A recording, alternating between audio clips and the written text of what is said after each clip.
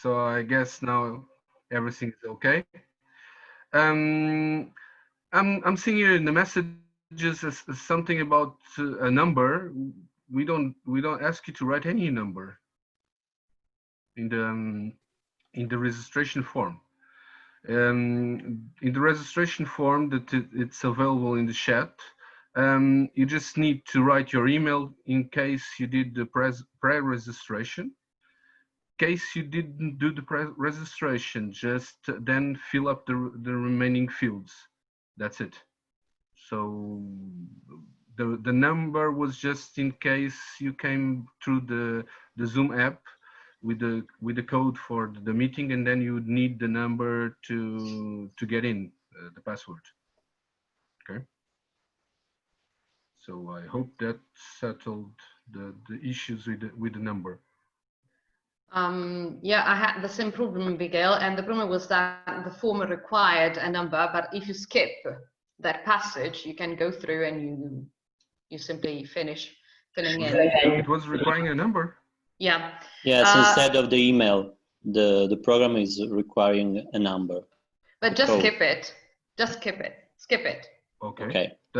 Sorry, that is new because we did another conference last week and with the same type of form and didn't ask any number, so that's strange. Sorry about that.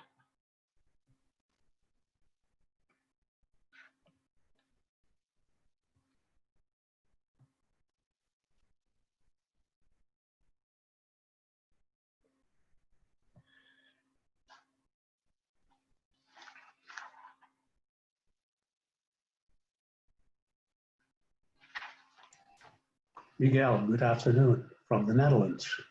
Good afternoon, Theo. How is the weather? It's terrible.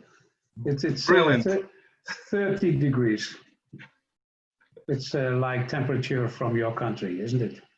Well, it's a little lower here. Is it? Yeah. Oh. Around 25. Oh, you are welcome in tropical Netherlands. No, too much moist. Okay. So it's time. Welcome everyone. For those who don't know me, my name is Jean Miguel Freitas. I am the coordinator of the Intus project. And before anything else, I would like to thank you for being here. Thank you very much. And before we start some information, we'd like to ask you to remain with the microphones off and also the cameras, if you don't mind, in order to have the best broadcasting possible. Some internet connections don't deal well with too much information, so it's better to have the lowest possible on the broadcast.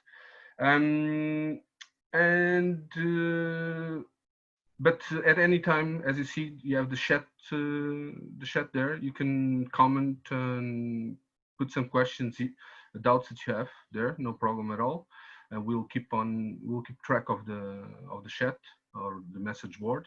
In fact, talking about it, my colleague Miguel Figueiredo will keep on getting there from time to time the link for the registration. So I know most of you, the great majority, already did the registration, but and now we just ask you to do the registration. That means that the ones that did the registration have to get their email there. Thank you, Miguel, for the music. And the ones that didn't do the pre-registration just have to follow the rest of just have to fill up the rest of the fields. Thank you. So without any more delay, I would like to give the floor to Professor Pedro Dominguinhos, the president of our institution, Polytechnical Institute of Setúbal, sorry, that will open the conference for us. Thank you very much.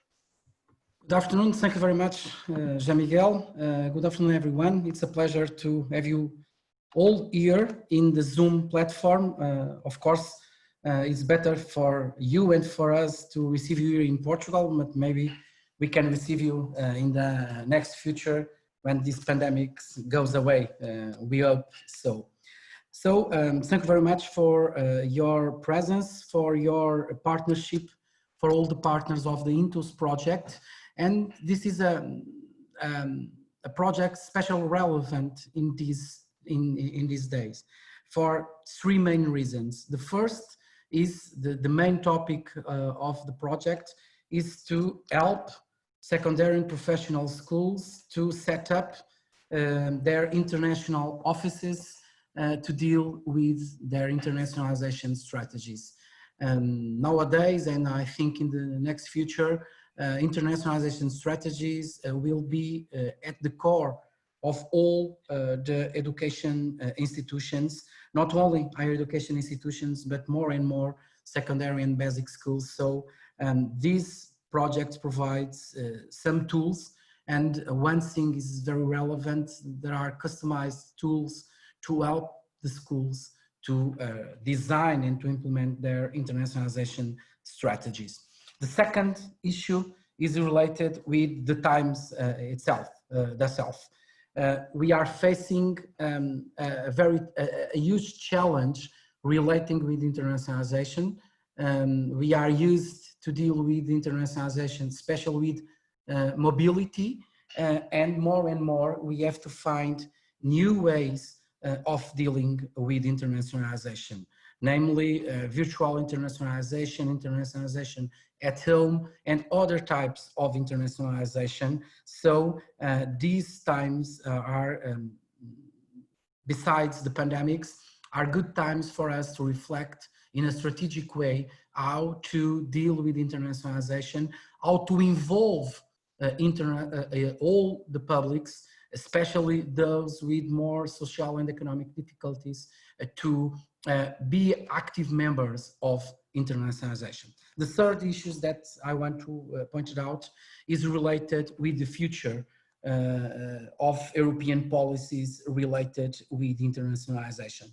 The proposal of the European Commission is quite challenging for internationalization because it double the budget for the next framework for the Erasmus program. So it's a strong, I will say, base of European Union to increase the people involved in internationalization in a different types of activities related with. And especially for our education institutions and for all the institutions, it's quite challenging. The new project launched 2 years ago by President Macron in the Sorbonne universities relate or called European universities. In the next month, in July, the results of the second call will be published, and around 25 new projects related with European universities will be approved to create throughout our education an idea of a better Europe, but special devoted to citizens and to students. So this project is in the heart of the new policies of European Commission. And once again, thank you very much, Miguel, José Miguel, and all the team, Portuguese and our partners from Czech Republic and from other countries that are really involved, secondary schools across Europe that are really involved in those projects. So I wish you a very good afternoon of work. I heard that in the Netherlands there are 30 degrees. It seems that you can go to the beach, but of course, now you are ready to work. So I wish you a very good afternoon of work, and especially good results for Intus project, and especially to speed up a new international office in secondary school. So, José Miguel, the floor is yours now. Thank you very much. for the kind words to the project, Professor Pedro Minguinhos, and also have the same wishes that we'll get this the best results.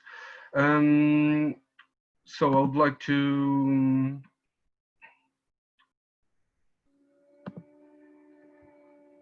make a presentation of our project. In the meantime, I would like also to kindly ask you, for the ones that didn't did the registration yet, the ones that are coming to the meeting as we speak. There's the link in the chat. My colleague Miguel Figueiredo is providing the link, so just follow the link there so we can have the registration of the presences in the conference. Thank you. So the INTES project is the implementation of international offices in the school.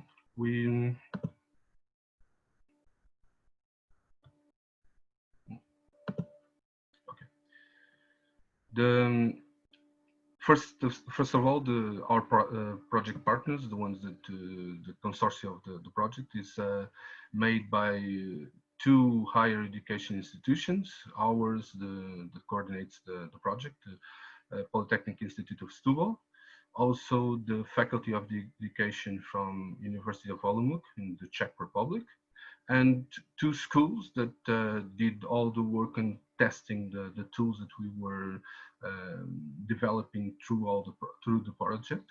So a Portuguese school, the Agrupamento de Escolas José Saramago, and the Italian school, and I ask forgiveness for my Italian, and I'm sure that Silvia later on will say it in the correct way, but it's the Istituto Superiore Giancarlo Valauri. That's also, perfect.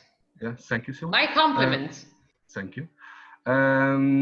Also, an Italian school that did the interchange of students with the Portuguese school.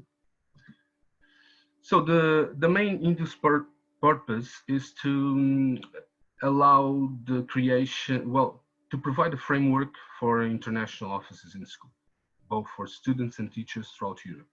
And ideally, this framework will end up working as a network of international offices. And these offices make it possible, capacitate, are a way of getting education for global citizenship, informal education, that means inside the schools. Also, since we did, for instance, we started our curricular analysis looking at STEM. For those who don't know, STEM is the meaning is for the science, technology, engineering, and mathematics. And of course, in doing internationalization in a certain topic will obviously increase the competences on that topic. So this is a way of increasing competences in students, and for instance, like I said, in STEM. And it's a way to allow and promote meetings and exchanges both for students and teachers in virtual and real life. So it's a framework that will increase for sure this type of meetings and type of exchanges, and then that's a very important purpose in terms of internationalization. And of course, it's a way to include the common framework of European competence in the school policy plan. Having this kind of international offices is a way to get there. And in another way, it's also the way to, one of the possible ways, of course, of getting the global objectives, the global education objectives in schools. And being part of this internationalization, being part of an international office will be a way to develop in teachers cross-cultural leadership and professional skills. But not only that, also, and everyone that did internationalization mobilities knows that it's also a way to develop intercultural competences. It's impossible to do this type of mobilities without that development. So this is a tool that will allow that, definitely. And least but not least, it's an important tool to build long-lasting international relationships. What we saw in our study and the interview that we made is that most of the times the international relationships are provided by one teacher or a small group of teachers that decided to go forward and do international projects. And then if those teachers go out of the school, the link is gone. So the relationship, the international relationship is lost. So having an international office will be a way to avoid the loss of that link. Even if the teachers that started it are away, the school can keep on working with the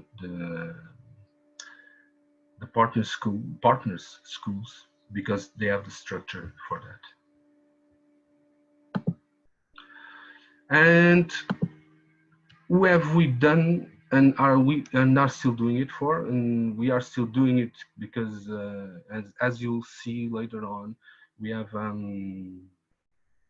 platform, an online platform as a support structure for the international offices. And as you all know, just like knowledge, online platforms are never a finished product, so we will keep on updating it. And we've done it, and then we are doing it for headmasters and school leaderships, teachers, and school stakeholders, because we believe that the products we constructed during the project are at several levels and dimensions useful for this type of targets that we are aiming, that can use our system and our framework. We started looking at students, the curricula of students from the age group, and you'll see that in the presentation of my colleagues just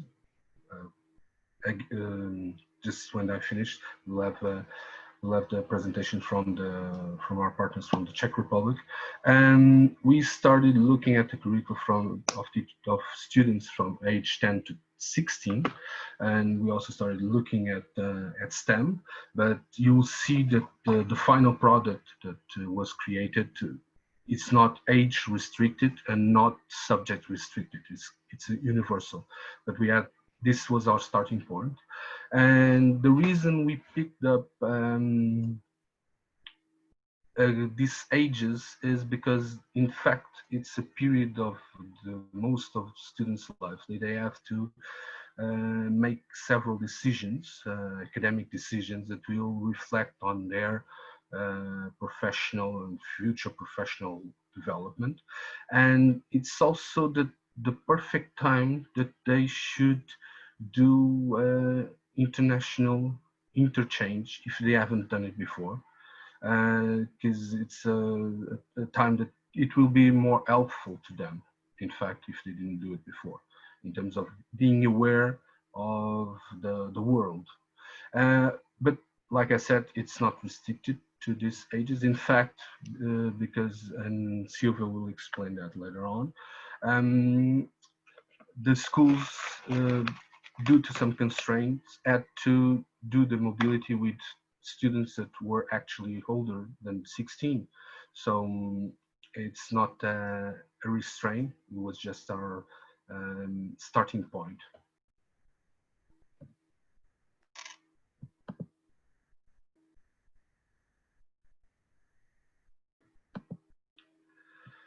So a brief overview of the project. It's a summary of what we'll look at during the conference today.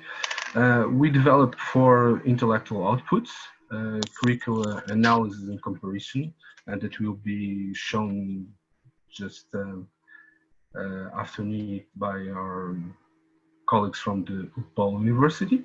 And also the Intus web-based platform, which I have the link there, but we'll provide it also in the end of the conference, where we have all our products, and that is also the tool to help the management of the international offices, but we'll do a presentation of it also today.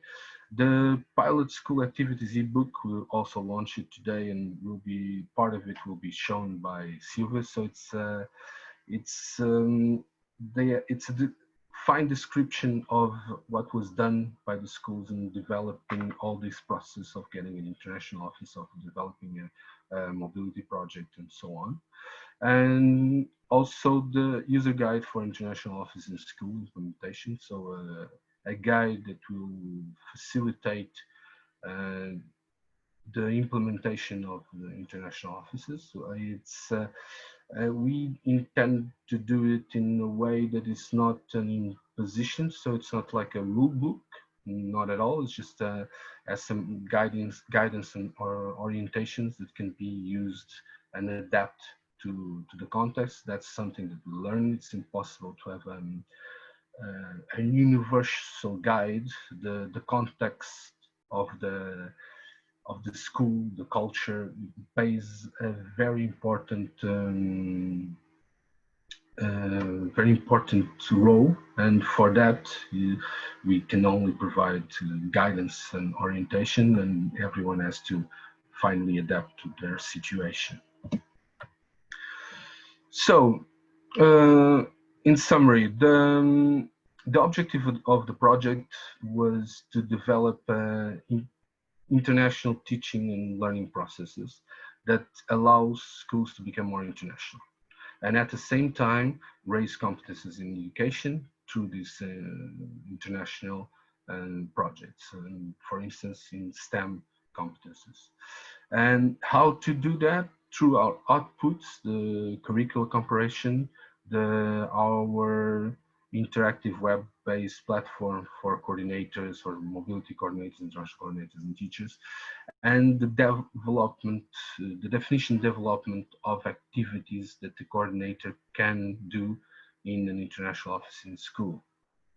And as an outcome of using these products from the project, we hope that the international office in school will encourage, facilitate, help, and promote the internationalization of school, both at national, international, and European level. Why do I say national level? Because this is also something that is sometimes obvious, but we decided to make it more clear. Most of the times, although there's a national framework, schools don't work in the same way as they should, as they shouldn't work in the same way. So they have different curricula themselves. And using our tools, we believe that even at national level, schools can understand how they can cooperate in terms of sharing experiences and allowing students from different schools to have inside the same country different perspectives. But our colleagues from the Czech Republic will also look a bit more on that topic.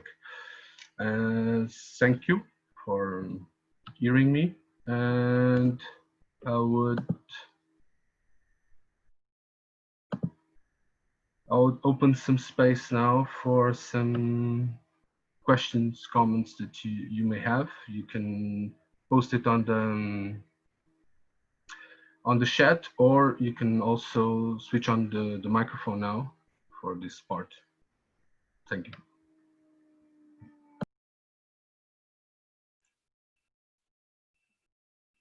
Die rekensom die jij maakt bij 30%, wat doe jij de laatste 7 maanden? In English, tell. Dat zijn er dan 30%. Yes, okay, I will do. Good afternoon, everyone. The topic of your project, I have been working in this, I think, for 15, 20 years. So I think that I know a little bit what you try to realize. my experience is and was that the headmaster plays a very important role in having success in a school, secondary school, or primary school, to implement the European work. So it's not only the teacher who is very enthusiastic about Europe, and when this person leaves the school, that it disappears. But I think the most important thing is that the school director has to make real policy for European work, and when he or she leaves the school, that it still stays part of the policy of that school. So I was wondering if you have some advice in your end report about this, the role of the teacher, the role of the director, and also the fact that if you want to do something with Europe, you have to think out of the box. It's not a normal thing in the law or in the way of working in schools. It's also a little bit entrepreneurial spirit of school to do some European work. So I'm very curious how the end report will be and if there are advices I can use in my own work. Thank you. Great, so thank you very much. It's always a pleasure to have you and all your experience. Well, yes, definitely, and Silvia will talk about that later on the issue of having the director or the dean or the board in line with the school policy plan for internationalization. That's key.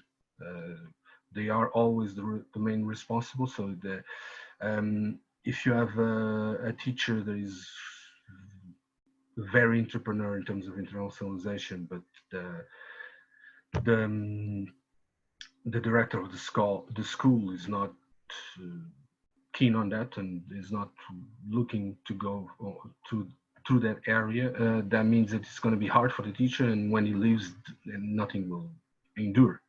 Definitely. So, and that's a part of the Silvia will show that one thing that is essential when creating an international office is that it comes from the, well, it doesn't have to come from the board, but that at least the board is connected and linked and in order with it.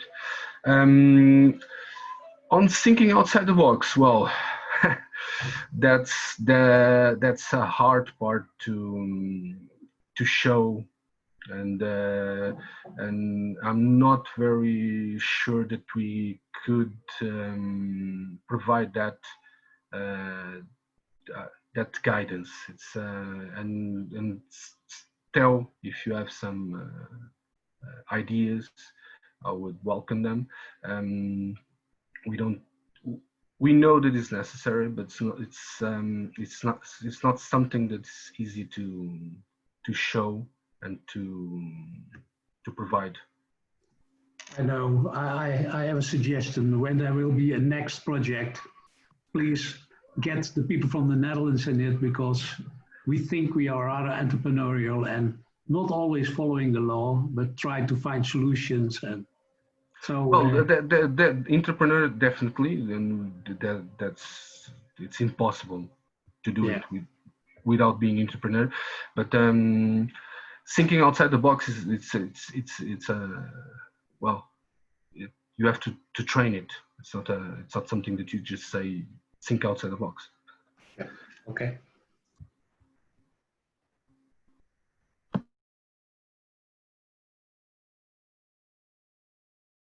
Okay, so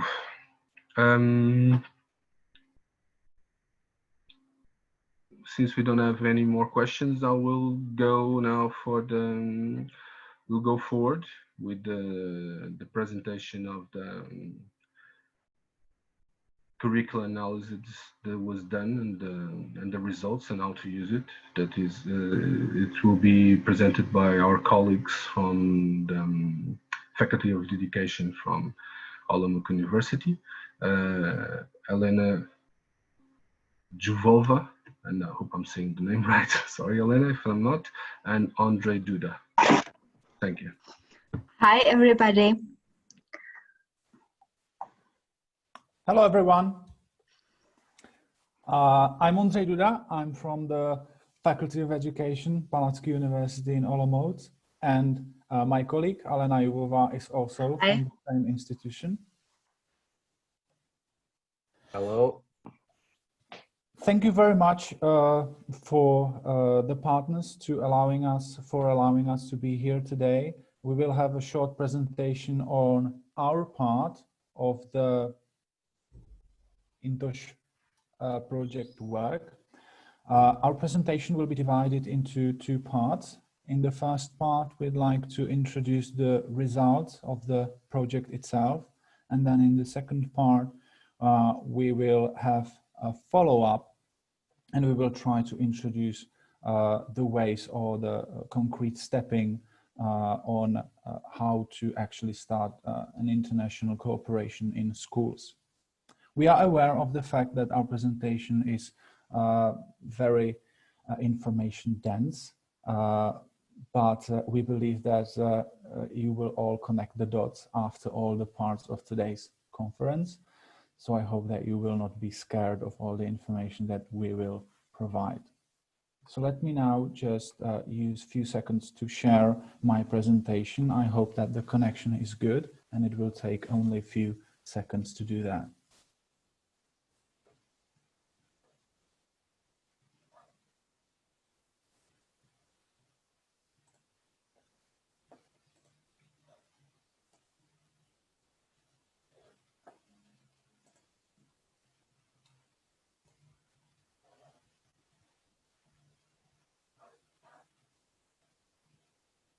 I hope you can all see the first slide of our presentation. May I ask Alena to confirm that is visible? Yes, yes. Yes, it's visible. We see it very well. Thank you. Thank you very much.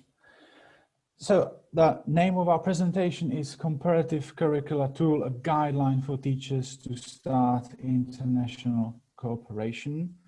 I will just briefly say again the name of our institution. It's Palacký University in Olomouc, namely Faculty of Education, and we are located in the Czech Republic. Now I will move to the first part of our presentation. As Miguel suggested or said, part of our project concentrated on STEM. So we believe that the first thing we need to do is to define STEM. STEM education is an interdisciplinary approach to learning where rigorous academic concepts are coupled with real-world lessons. It's very important because students learn to apply science, technology, engineering, and mathematics, hence the abbreviation STEM. And they do that in the context that make connections between schools, community, work, global enterprise, enabling the development of STEM literacy, and with it, the ability to compete in the new economy. In other words, to succeed in the 21st century. We'd like to share with you the results of our part as partners in the INTOSH project, which was the summary of comparative analysis that we did. So first we need to define what a comparative analysis is. This analysis is a research method that allows to compare appropriate documents in order to find either differences or any similarities within them. The description of this content analysis can be found in various literature. We included, for example, Berelson or Carolinger and others.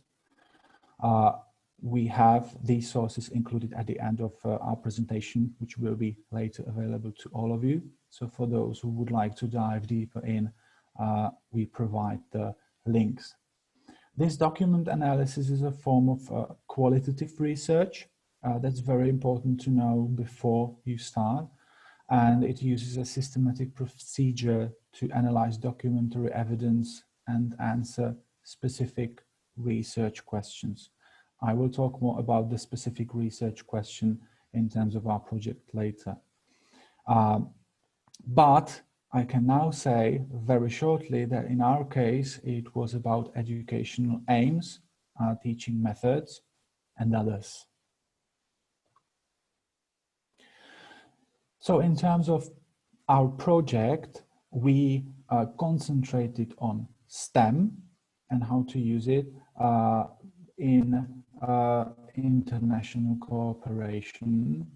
So on the left side, you can see all the various links to important documents that we analyzed in order to compare them. And on the right side, you can find various specific links to the documents regarding each country or of the partners in the project. So we have Italian links, Portuguese links, links connected to Czech Republic, etc. So which documents we needed to analyze for ourselves in order to actually create the tool for other schools?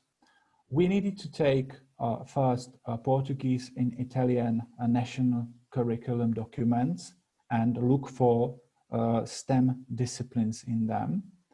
Then we look very deeply into the framework education programs that are issued by the Ministry of Education, Youth and Sports in the Czech Republic. And we also looked for STEM disciplines in there. It means that we basically needed to look into some kinds of standards for basic education, not only in the Czech Republic, but also in Portugal and Italy. And these may vary according to each country in European Union. For the Czech Republic, one of the most prominent sources is the methodological portal, rvp.cz, for those who are interested. Unfortunately, some of these documents are in Czech, so we are aware of that. As a result of our analysis, we can state that according to current educational strategies, STEM subjects are taught in 3 levels. The first level is science teaching that is integrated or divided into separate subjects. The second level is science teaching in context. And the third is natural science learning theory and pedagogical approaches. So these 3 levels can be together called a STEM teaching strategy.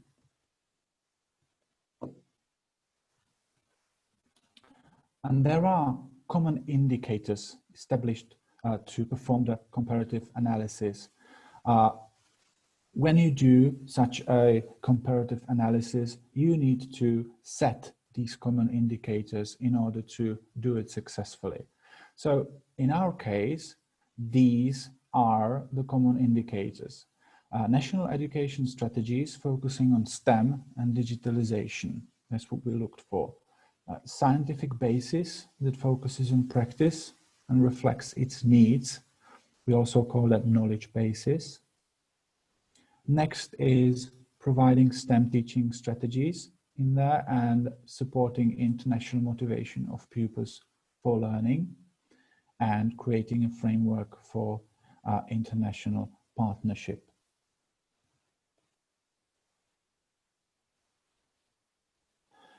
STEM and goals of education policy can be found in linking formal and non-formal education, not only in the curricular documents, also in lifelong learning.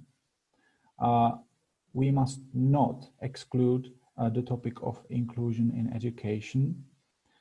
because its purpose is to facilitate the development of the talents of all pupils and all students, regardless of their socio-economic background, which is very important in nowadays society, and also to systematically support pupils and students with lower abilities.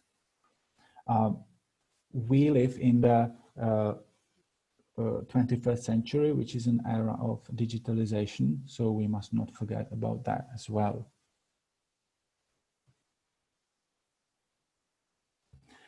So in terms of STEM and teaching forms and methods, this is sometimes called methodology of teaching, or at least in European context, didactics. The following progressive teaching methods and strategies can be used or can be found. I will name just a few of them. For example, discussion or storytelling, or as you can see on the left, CLIL, teaching strategy or experiment, and many more.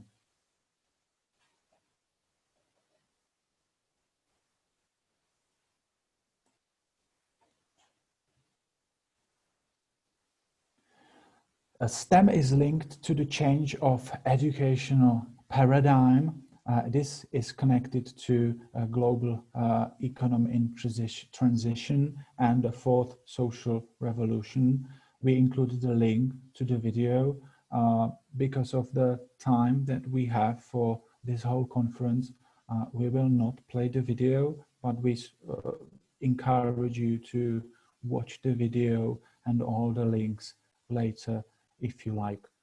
This is conditioned by the economic, technological, cultural and social impacts and current tendencies of education policies of each countries. And but there is always a global and regional context in each country. And it needs to be oriented on an individual or a group or a whole society.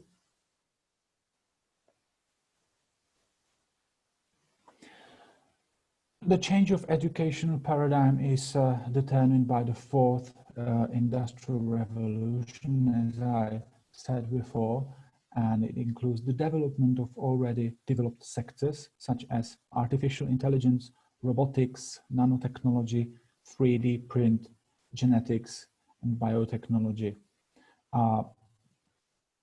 If you like, you can read more about the fourth economic and industrial revolution. We believe that these new sectors are very much important in the 21st century and must not be omitted. So that was the summary of the comparison that we did in terms of the INTOS project. And by doing this analysis, we were able to start constructing the comparative curricula tool for the teachers and schools in order to analyze their own documents, find the partners, and start the process of international cooperation.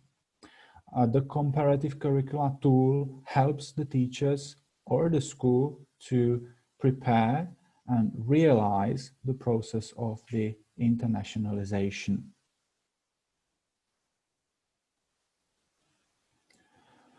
We decided to include particular steps from the first to the last on how to start such a cooperation.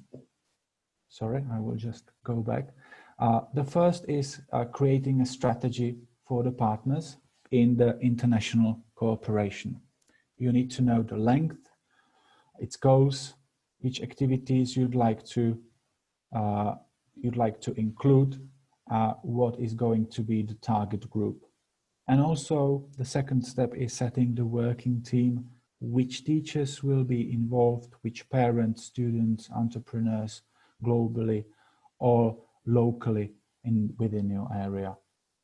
The third is that the collaboration between the schools is possible within the following.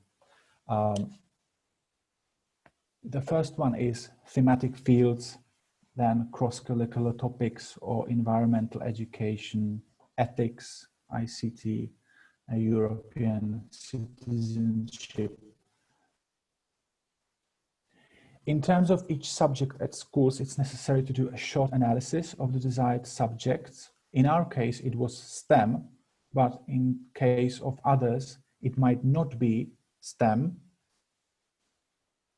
And when you're doing such an analysis, you need to find the crossing points.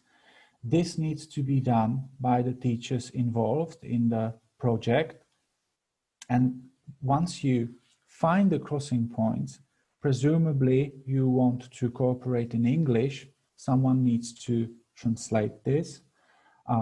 Who translates the documents or who translates the results of the analysis, it is up to the headmaster or the principal to decide. It can be a teacher, one of the teachers in that, or it can be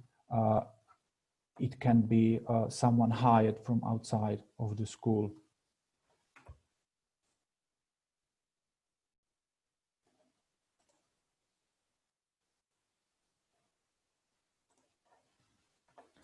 I'm sorry for the technical difficulties. I will now go back to the working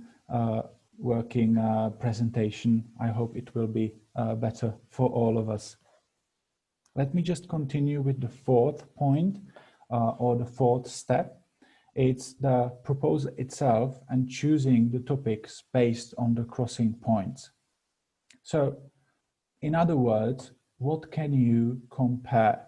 So imagine there are several schools from several countries and you analyzed all the curricular documents and you were looking for example STEM. You can compare also the level of education or the level of the school. So basically we divide these into primary education, lower secondary and upper secondary. And you can look into specific grades or years. You want to work with the 7th graders or 9th graders, for example. So age of the pupils can be one of the topics that you would like to look for and compare. Then you can also compare content, various topics, themes, and educational aims. Or, as I mentioned before, you can compare methodology of teaching or didactics. So you can decide that there are certain forms of teaching that each school uses, maybe for different topic, but that might be a crossing point to start the cooperation. Or you can also compare the skills, knowledge and attitudes, or even outcomes. These are mostly called student or pupil competencies, and they are included in various curricular documents within European Union. And then you can begin the preparation of the project itself. Because of the aim of our project was to determine the categories and areas for the collaboration, we needed to analyze more than just curriculum documents. These can be common core standards according to each state or educational frameworks of the schools or particular thematic plans or plans for the subjects or even for the classes. As for the instructional objectives or instructional aims, these can refer to the learning outcomes of the pupils. There are statements that indicate the behavioral changes in the knowledge, skills, or attitudes sought from the student as a result of the instruction or teaching activity. In other words, you can, together with the teachers, you can talk about what are our students or pupils going to know after we do this and that? And then you can look for the crossing points. And the intercultural aspects and change in terms of global education, sustainability, multicultural education, or even foreign language education. These might all be good data that you can analyze.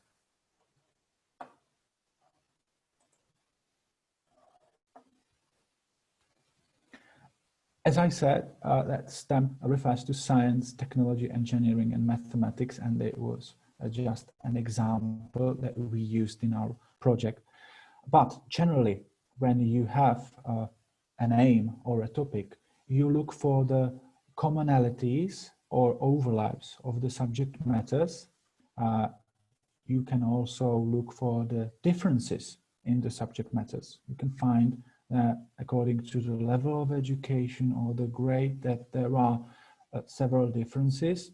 When you use these differences in the international project as a basis in a good way, the students can actually benefit from these differences. You can look for the value of STEM subjects to society and gender disparities in STEM, the methods and the educational aims, etc. But there are more that you can analyze. You can analyze some possibilities for a self-directed learning of your pupils. So you may ask yourself, your colleagues, teachers in school, or even the children themselves, how the students or the pupils learn individually.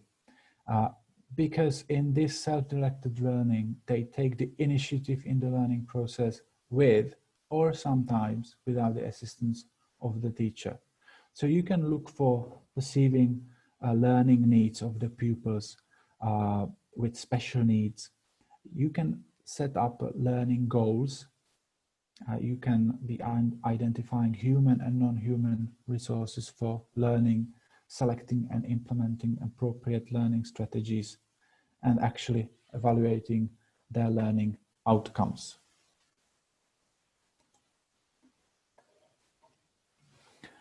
Social and emotional learning, or the abbreviation SEL, is learning through the experiences or observation of others, which we believe plays an important part in the learning process of children. SEL aims to teach children to make responsible decisions, manage their emotions, and maintain a positive attitude towards school and social relationships, and it helps children develop into responsible and constructive members of society, which is very important. So in particular, in this case, you can look for social environments of the students or your pupils, peers and teachers in school. You can look for the extracurricular activities that your students are involved in order to find the crossing points. You may find more information on their family, on their supportive home environments that they live in, or even other people from community. Maybe some of your students are involved in community service. That might be a good topic for them that they will be interested in. And you can also look into social workers, social pedagogues, or trainers and others. We must not forget about out-of-school activities, which play an important role in promoting child and adolescent learning. So in here in particular, you can ask which leisure activities do pupils participate in and how much time do they spend on leisure. And you can ask them what's the value of leisure time for them. So now it is clear that it's not only about the in-school activities and what's in the curriculum documents and others, but it's also about out of the school activities. Last but not least, in terms of service learning, which prepares graduates to take on their responsibilities as citizens in their communities, which is often seen as one of the central goals of education, you can look for various social problems and societal needs and the application of knowledge in the process of offering community service. Sometimes a lot of students, for example, in high school are included in some kind of volunteering in their local area. So you can even look into social entrepreneurship and stuff like that.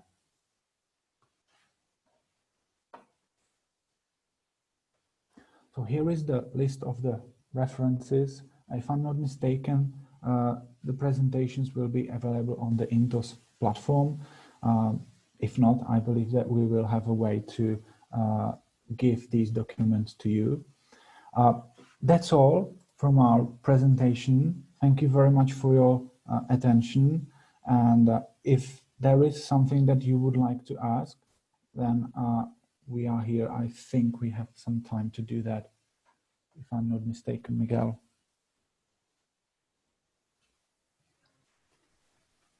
Yes, yes. Thank you, Andre. Yes, we have some time. So I would like to open now for some comments and questions and issues that you may want to address. If it's easier, you can switch on the microphone and ask the questions. Thank you.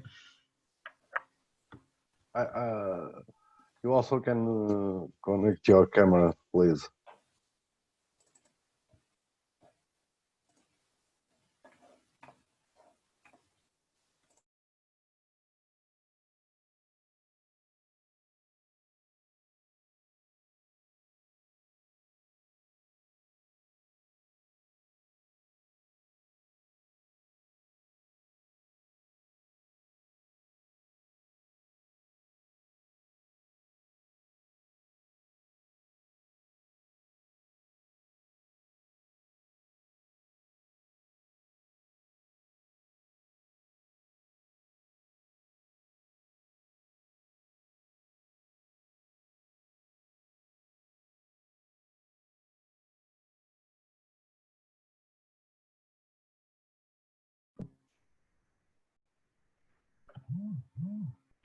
Well,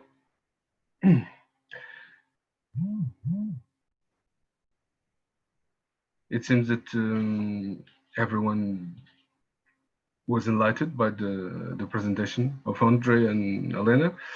Thank you. But as Andre said, all the presentations from today will be available on the Intos platform in the part of the events. We'll show the platform later on, and you'll see where it is. So, in case you want to see them again and get some information, they will be there. Also, will be available for any questions that you may have when you browse to the material again. It's easier to reach us. So once again, thank you very much, Andre and Elena. And now we'll move forward. So I'll pass the floor now to Sylvia. So she'll start with the presentation of the implementation of international offices in school. Thank you very much.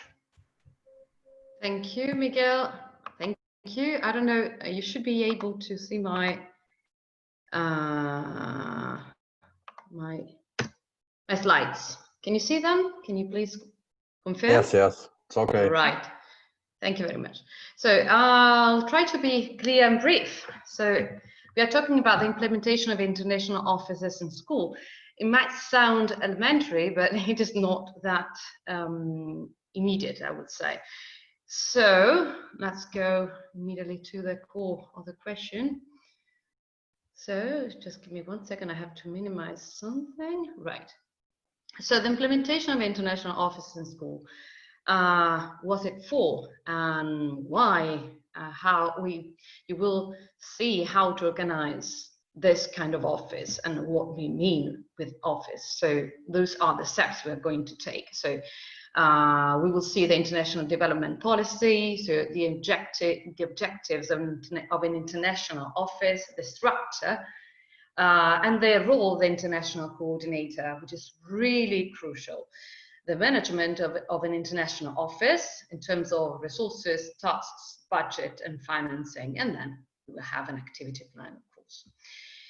So why? Well, why an international office? So it is a part of European schools that develops and participates in international and European projects as part of programs such as Erasmus Social Fund, Erasmus Plus, and etc. There are also some more programs. However, this is not always a formal, structured, and organized office for the development of these projects. So what does it mean? It means that sometimes you start, but you need to be a little bit better organized in order to acquire, in order to get the best out of those possibilities that we can have.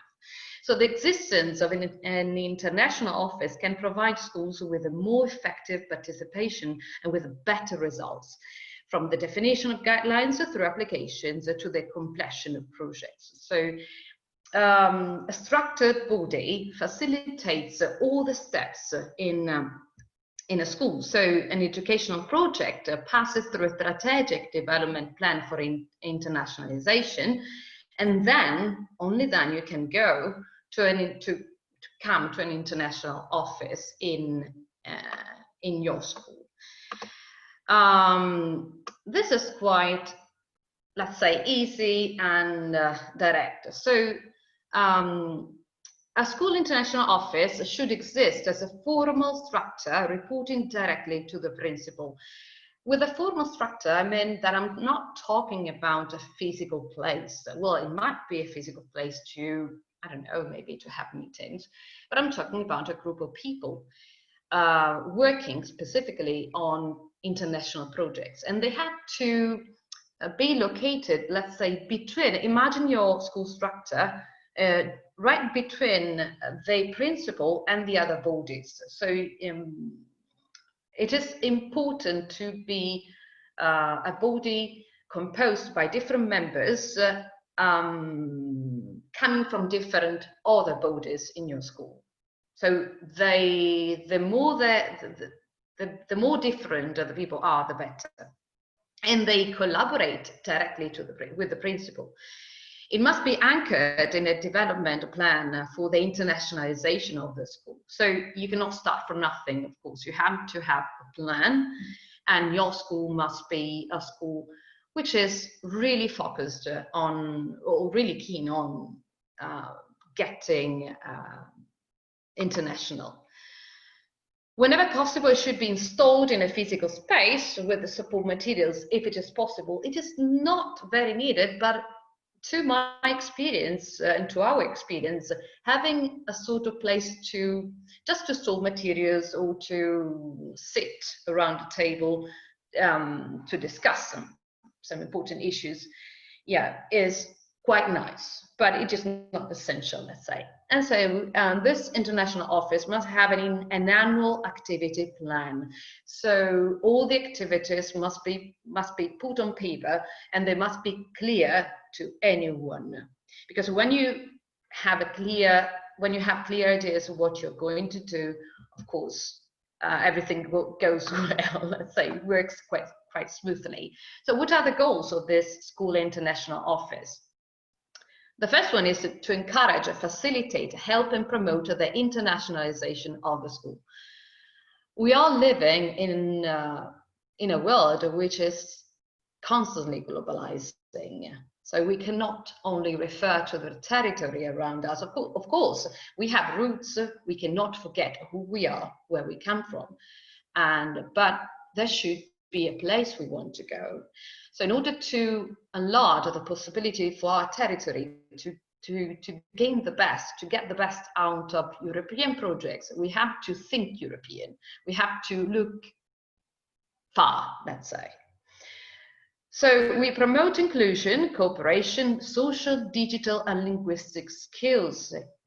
All this is jointed.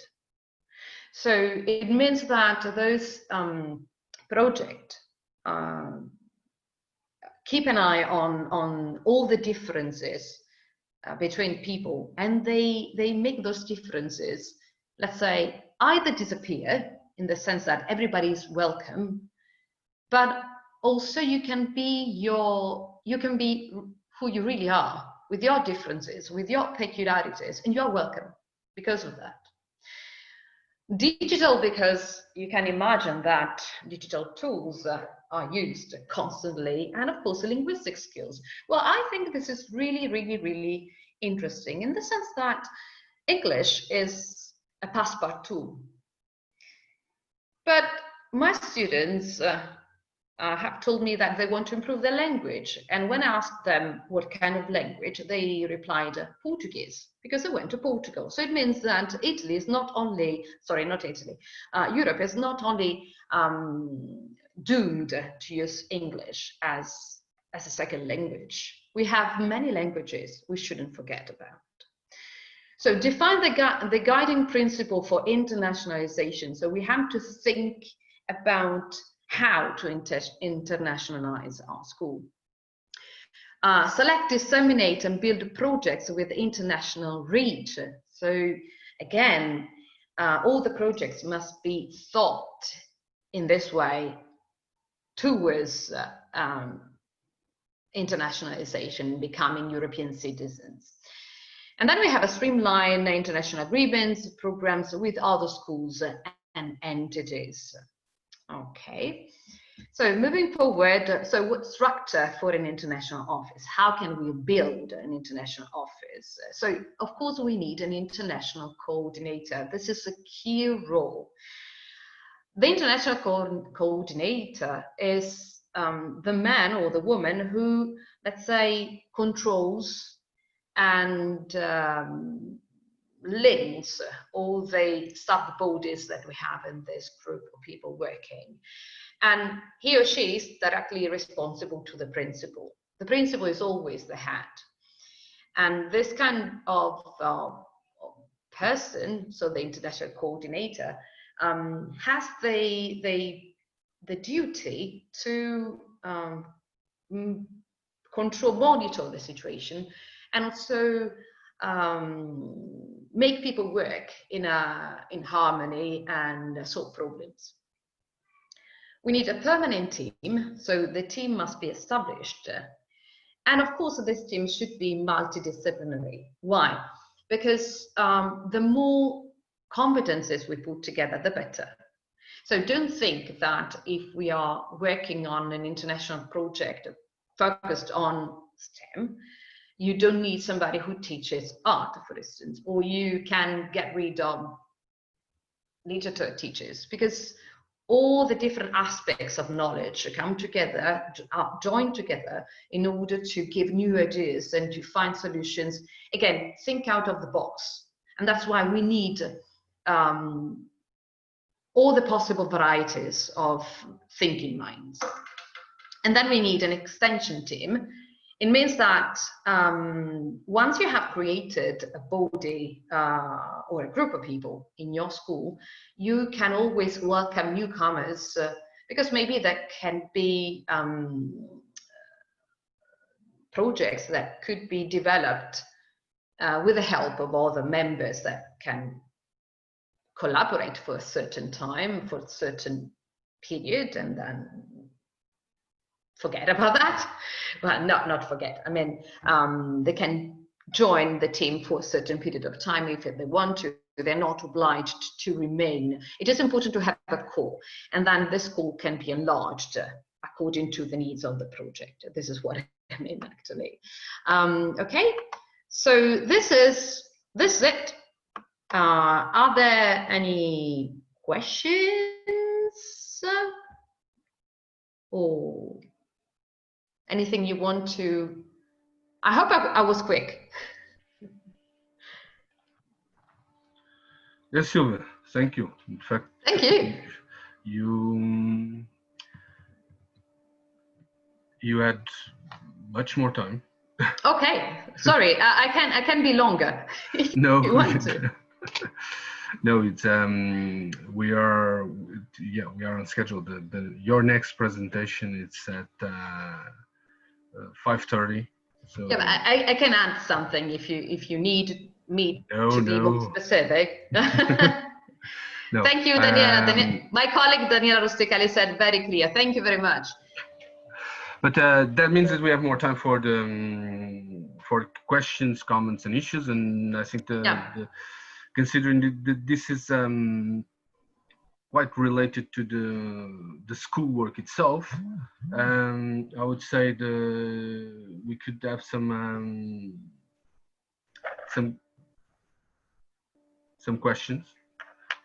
Yes, I have some questions. Yes, thank you, Theo. Thank you. It looks like that you developed a certain kind of guideline how you can start with an international department in the school. Is that correct? Mm-hmm. Yeah, it is. So it's a PowerPoint where you show us the steps, but is there a complete description of how you come to an international office in your school? Exactly. Yeah. Precisely. And where is it? Is it on your website or? Okay. Not yet. We have created a group of people working. It will be published on the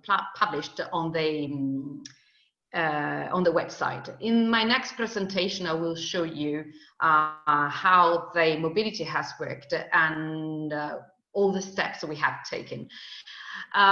It was important to make a public announcement to ask teachers to join in, whether they wanted to be part of this group. So they clearly said that they were interested, and then the roles were given by the principal. But it was important to ask all the members of the school to think or to evaluate the possibility to be part of this group. Not everybody, not everybody felt the urgency to be part of this group. So some people offered, and we didn't need at the beginning to select. So let's say, but it can be needed in the future, because it's obvious that you cannot just add anybody. We have to establish some criteria, and those criteria must follow the idea of being entrepreneurial, or normally you need people that are quite keen on working in teams, or let's say it is quite important to have some knowledge of English, but I'm going to show you in a minute. So it's true. It should be public. It should be published very, very soon, because it is something that we have created thanks to this project. We didn't have an international office before, but thanks to this project, we have created it. Okay. Well, I think it could help to convince directors of schools that it's really possible to start such an international office. Because in my city, we have 9 schools for secondary education. And it's rather difficult to make these people enthusiastic about the idea for an international office, because it's not their core business. It costs too much time for teachers to invest in it, because they have other things to do. So it's not so easy. So let's say it has to be something in the mind of the directors, so that they really can make a plan together with the staff. And my experience is that it's not easy to start such an international office. We have a VET school, vocational education training. Yeah. Where you have 25,000 students. So it's a very big school. And they really have an international office. And for such a big school, it's also for the financial part, it's more easy to start such an office. Right.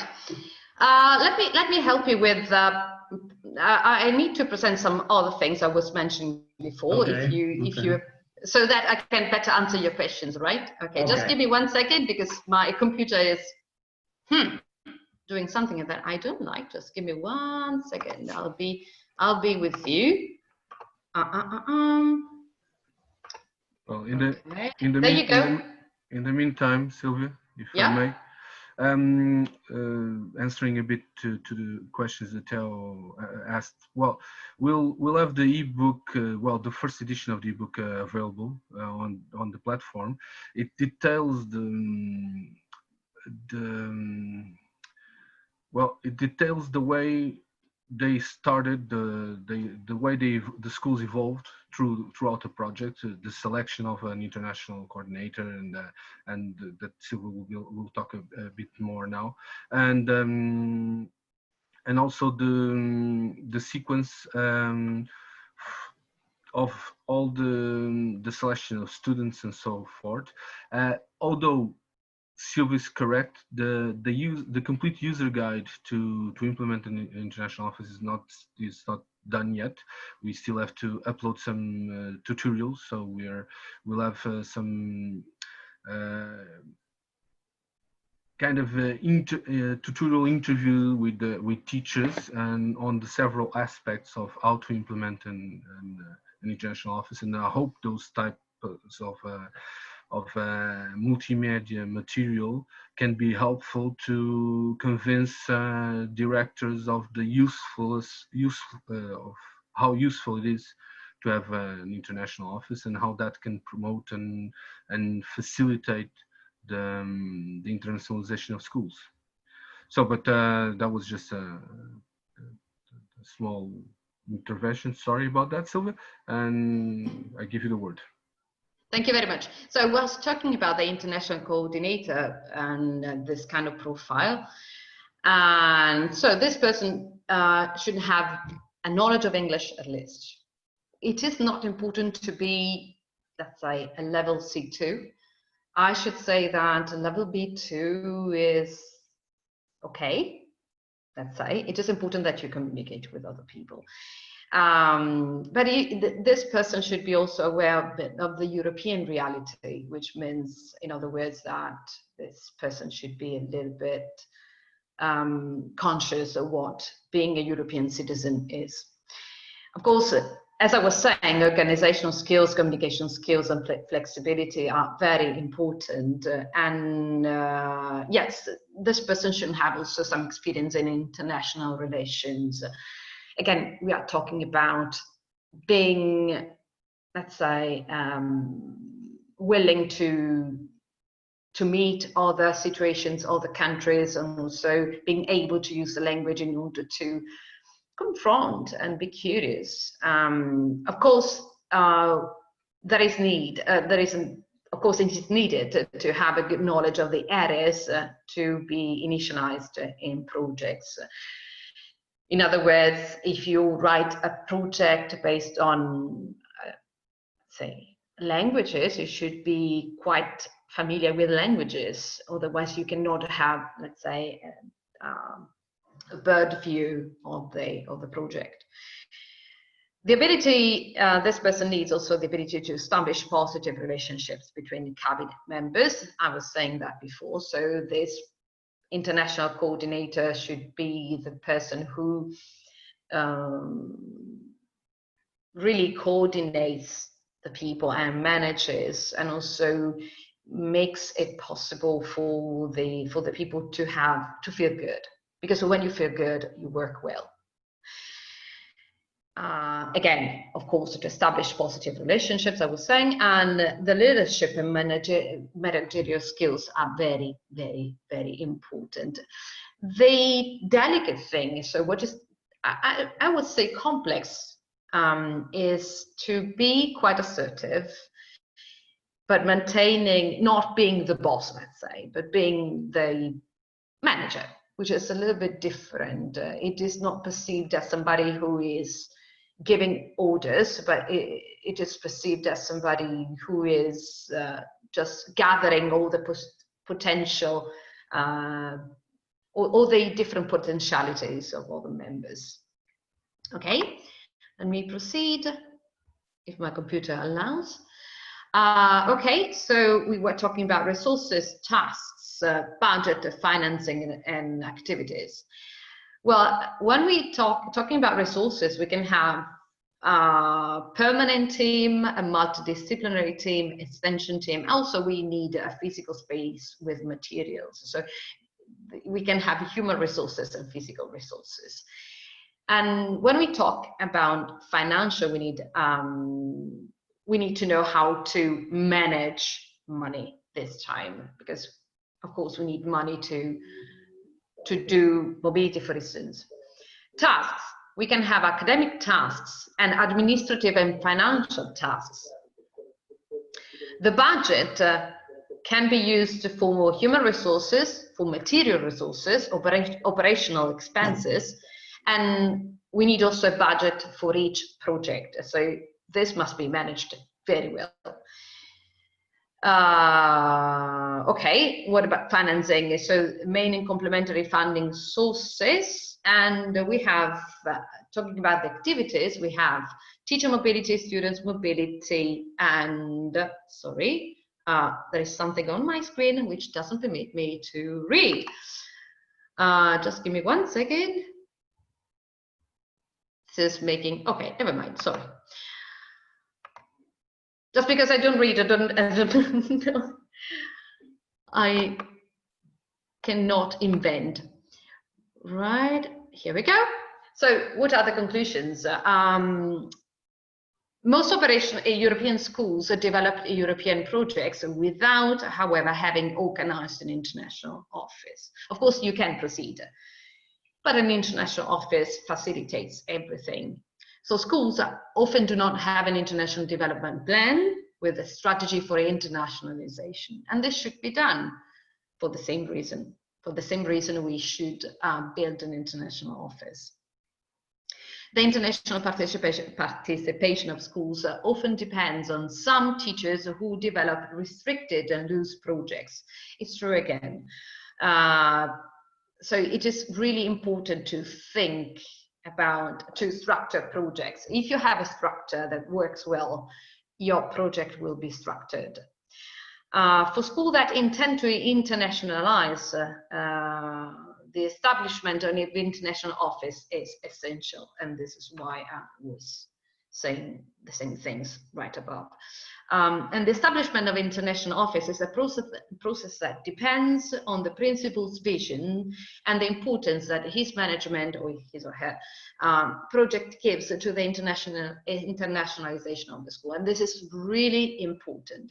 So never forget that the principal is the head of the school and of the projects. So if the principal has this kind of vision, if the principal is keen on internationalize his or her school, you will work much better.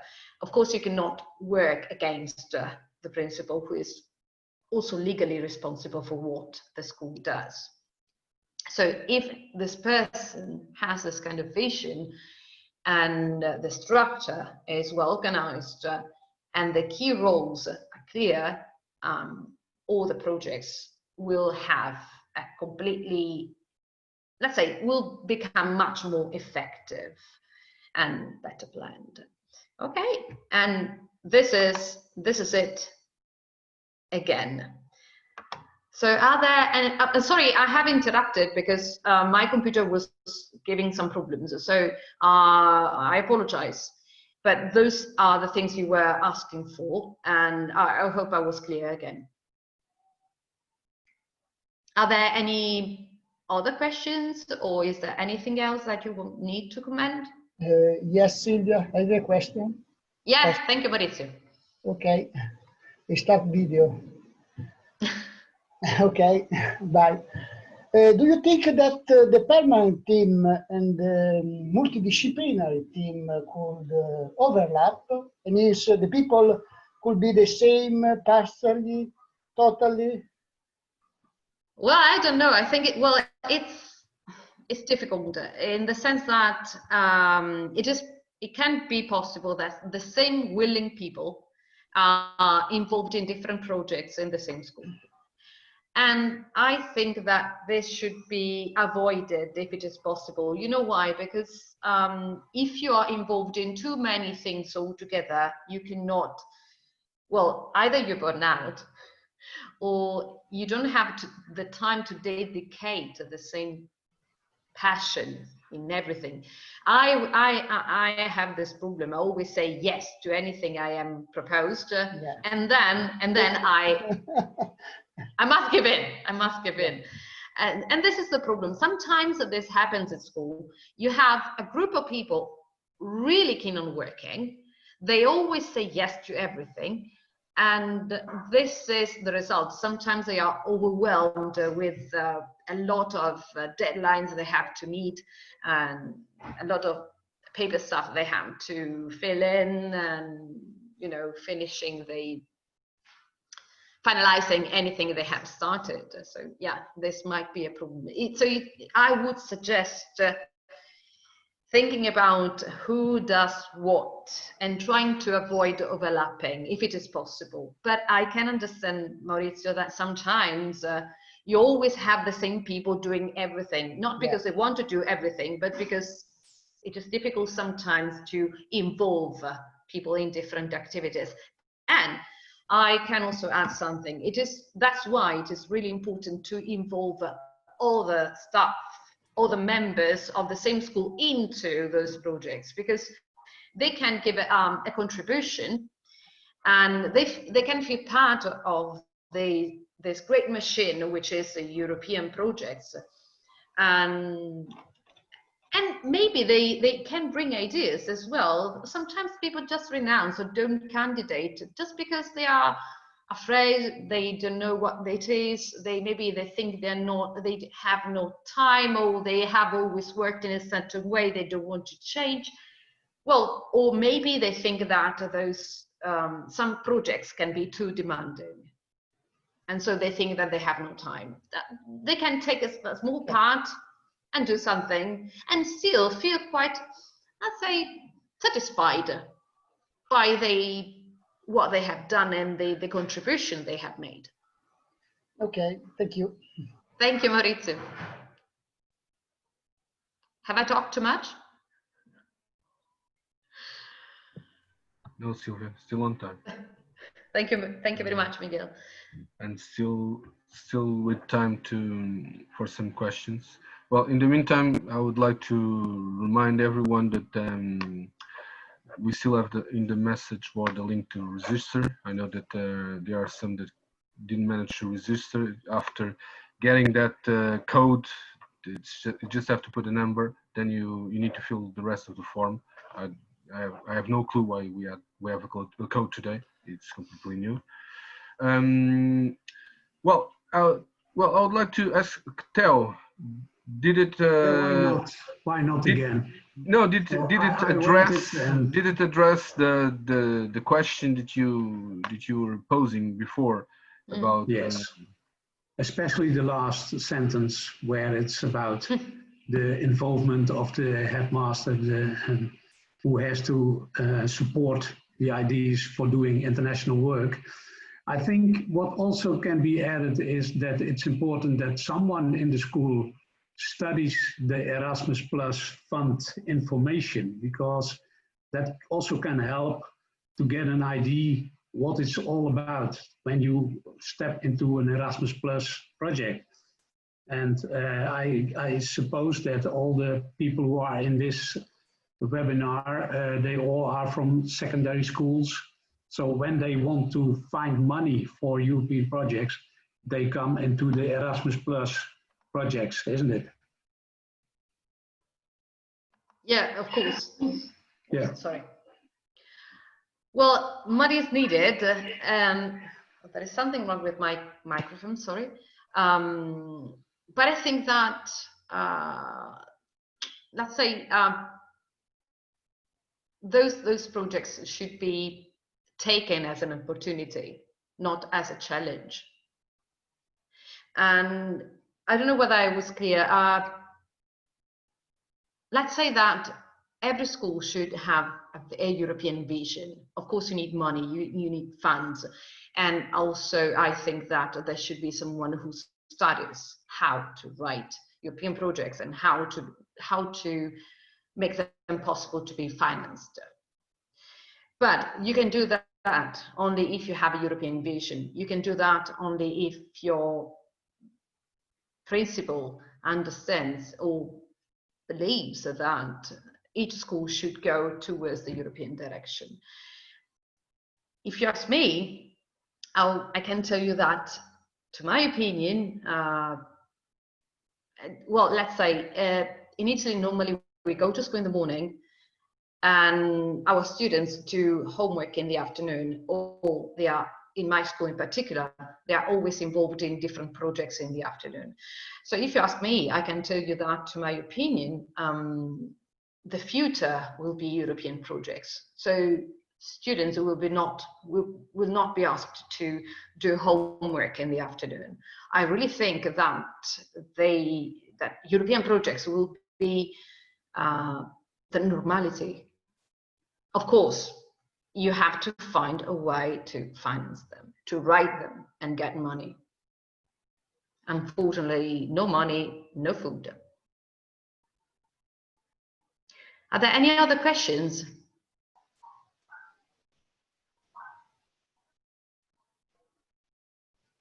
Well, Sylvia, can I say something? Yeah. I'm only hear you, and maybe my English maybe not the best, okay? But perhaps I'm in the school at this year, and I made a project from Erasmus schools, okay? But all different years I'm in different schools. So can you tell me if it's possible from you or someone to give me some way to know what kind of projects are available to improve in our school? The school that I can be, I don't know what will be, because I'm contracted. I'm not, you know, I don't know if that's possible. Well, imagine this. Well, you have several options. You can write a project, and of course, you can always refer to the European website. And there are some topics that you can follow, or you can join a project in the sense that you need to find partners, and together with those partners, you can write a project. The problem is, how can you find partners? Maybe. So of course, I can understand that. There are different ways. One of those is using our platform. We have developed, and you will hear that later on, a platform to facilitate, to help schools to meet other schools, to cross curricula, and to see what they can do. So this is very easy, of course, and I think it is quite practical.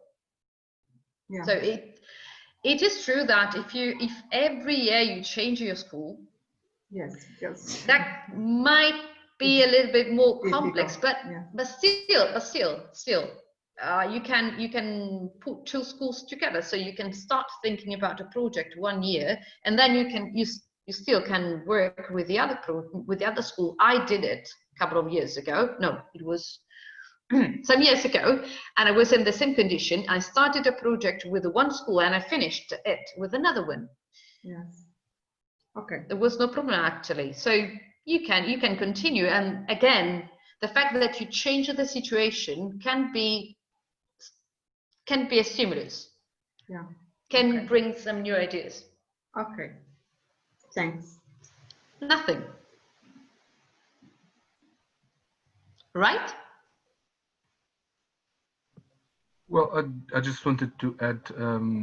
Yeah, well, I don't know if this is a typical situation in Portugal. I don't know if you have the same, Sylvia. In Italy, we never talk about this, and you can then tell us if the situation is the same. We have several teachers in Portugal that are not linked to a particular school. That every year, well, they have to apply to different. School. How you say I'm like Condor, but well, they have to apply to different schools every year, and they are jumping from school to school every year. I did it for 10 years. Okay, I know something about that. So you have the same situation in Italy, and yes, it's in term. Well, if we're talking about Erasmus project, funded Erasmus project, of course it's tricky, because that means that sometime along the project you'll need to add a new institution to the partners, and that has to be agreed with by all the partners. Normally the agency, the Erasmus, doesn't pose any questions. Just as long as everyone agrees, you can add partners in anytime along the time lapse of the project. That's not an issue for the agency. The issue normally is with all the participants in the project, because that means that there has to be some recalculations of the foundings, of the financial support of the project, and that's always, well, when we start to talk about money, there's always issues. But that's with Erasmus Plus projects. Well, then it depends, because you can have an international project that is not funded by the Erasmus. It's not common, but normally they are funded by the Erasmus. But sometimes you can have one that is funded by the municipality, for instance, and interchange with another school in another country. By both municipalities, they can actually fund that type of project. It happened, so it can happen again, and then it could happen. At least if you change school in the same municipality, I think that could be easily arranged to keep being still in the project. Of course, if you change municipality, then it's again a problem. So yes, it's not easy. It's possible, but it's definitely not easy. Unless you can continue the same project with the same school, being not a permanent teacher in that school. You can still do that if the principal agrees. Again, the principal always decides. And this is what I did actually some years ago. So I was allowed by the principal to continue the project even though I was not enrolled in that school that year. So it was a possibility that I was given by this principal I have now, by the way. Okay, Miguel, shall we proceed with the other presentation? Yes.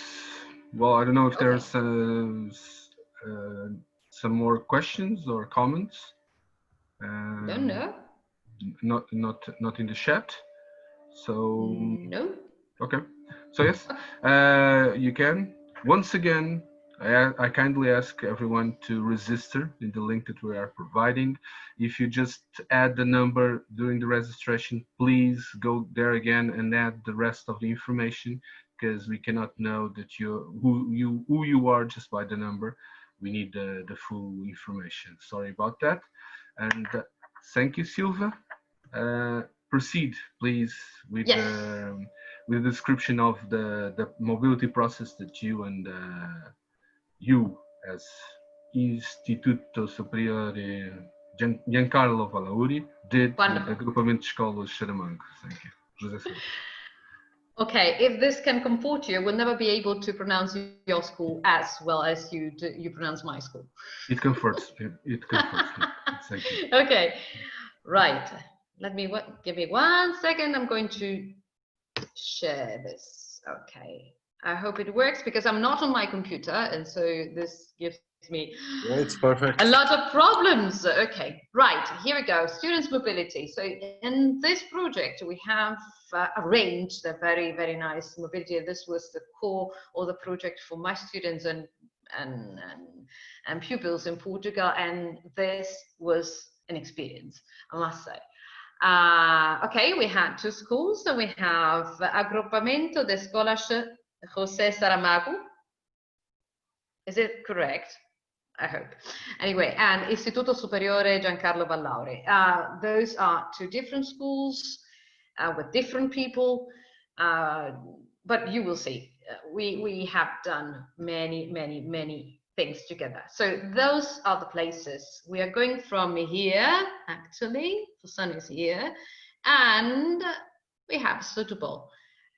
So it was a long journey, but it was a nice experience. Let me tell you something more about this. So the mobility goals. Why mobility? Why did we need mobility?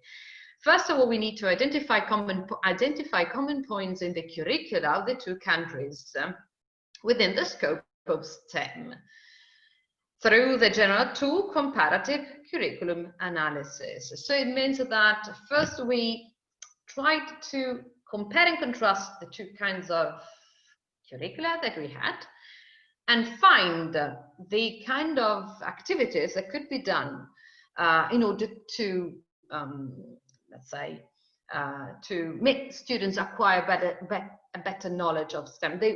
We wanted them to collaborate on certain common aspects of knowledge.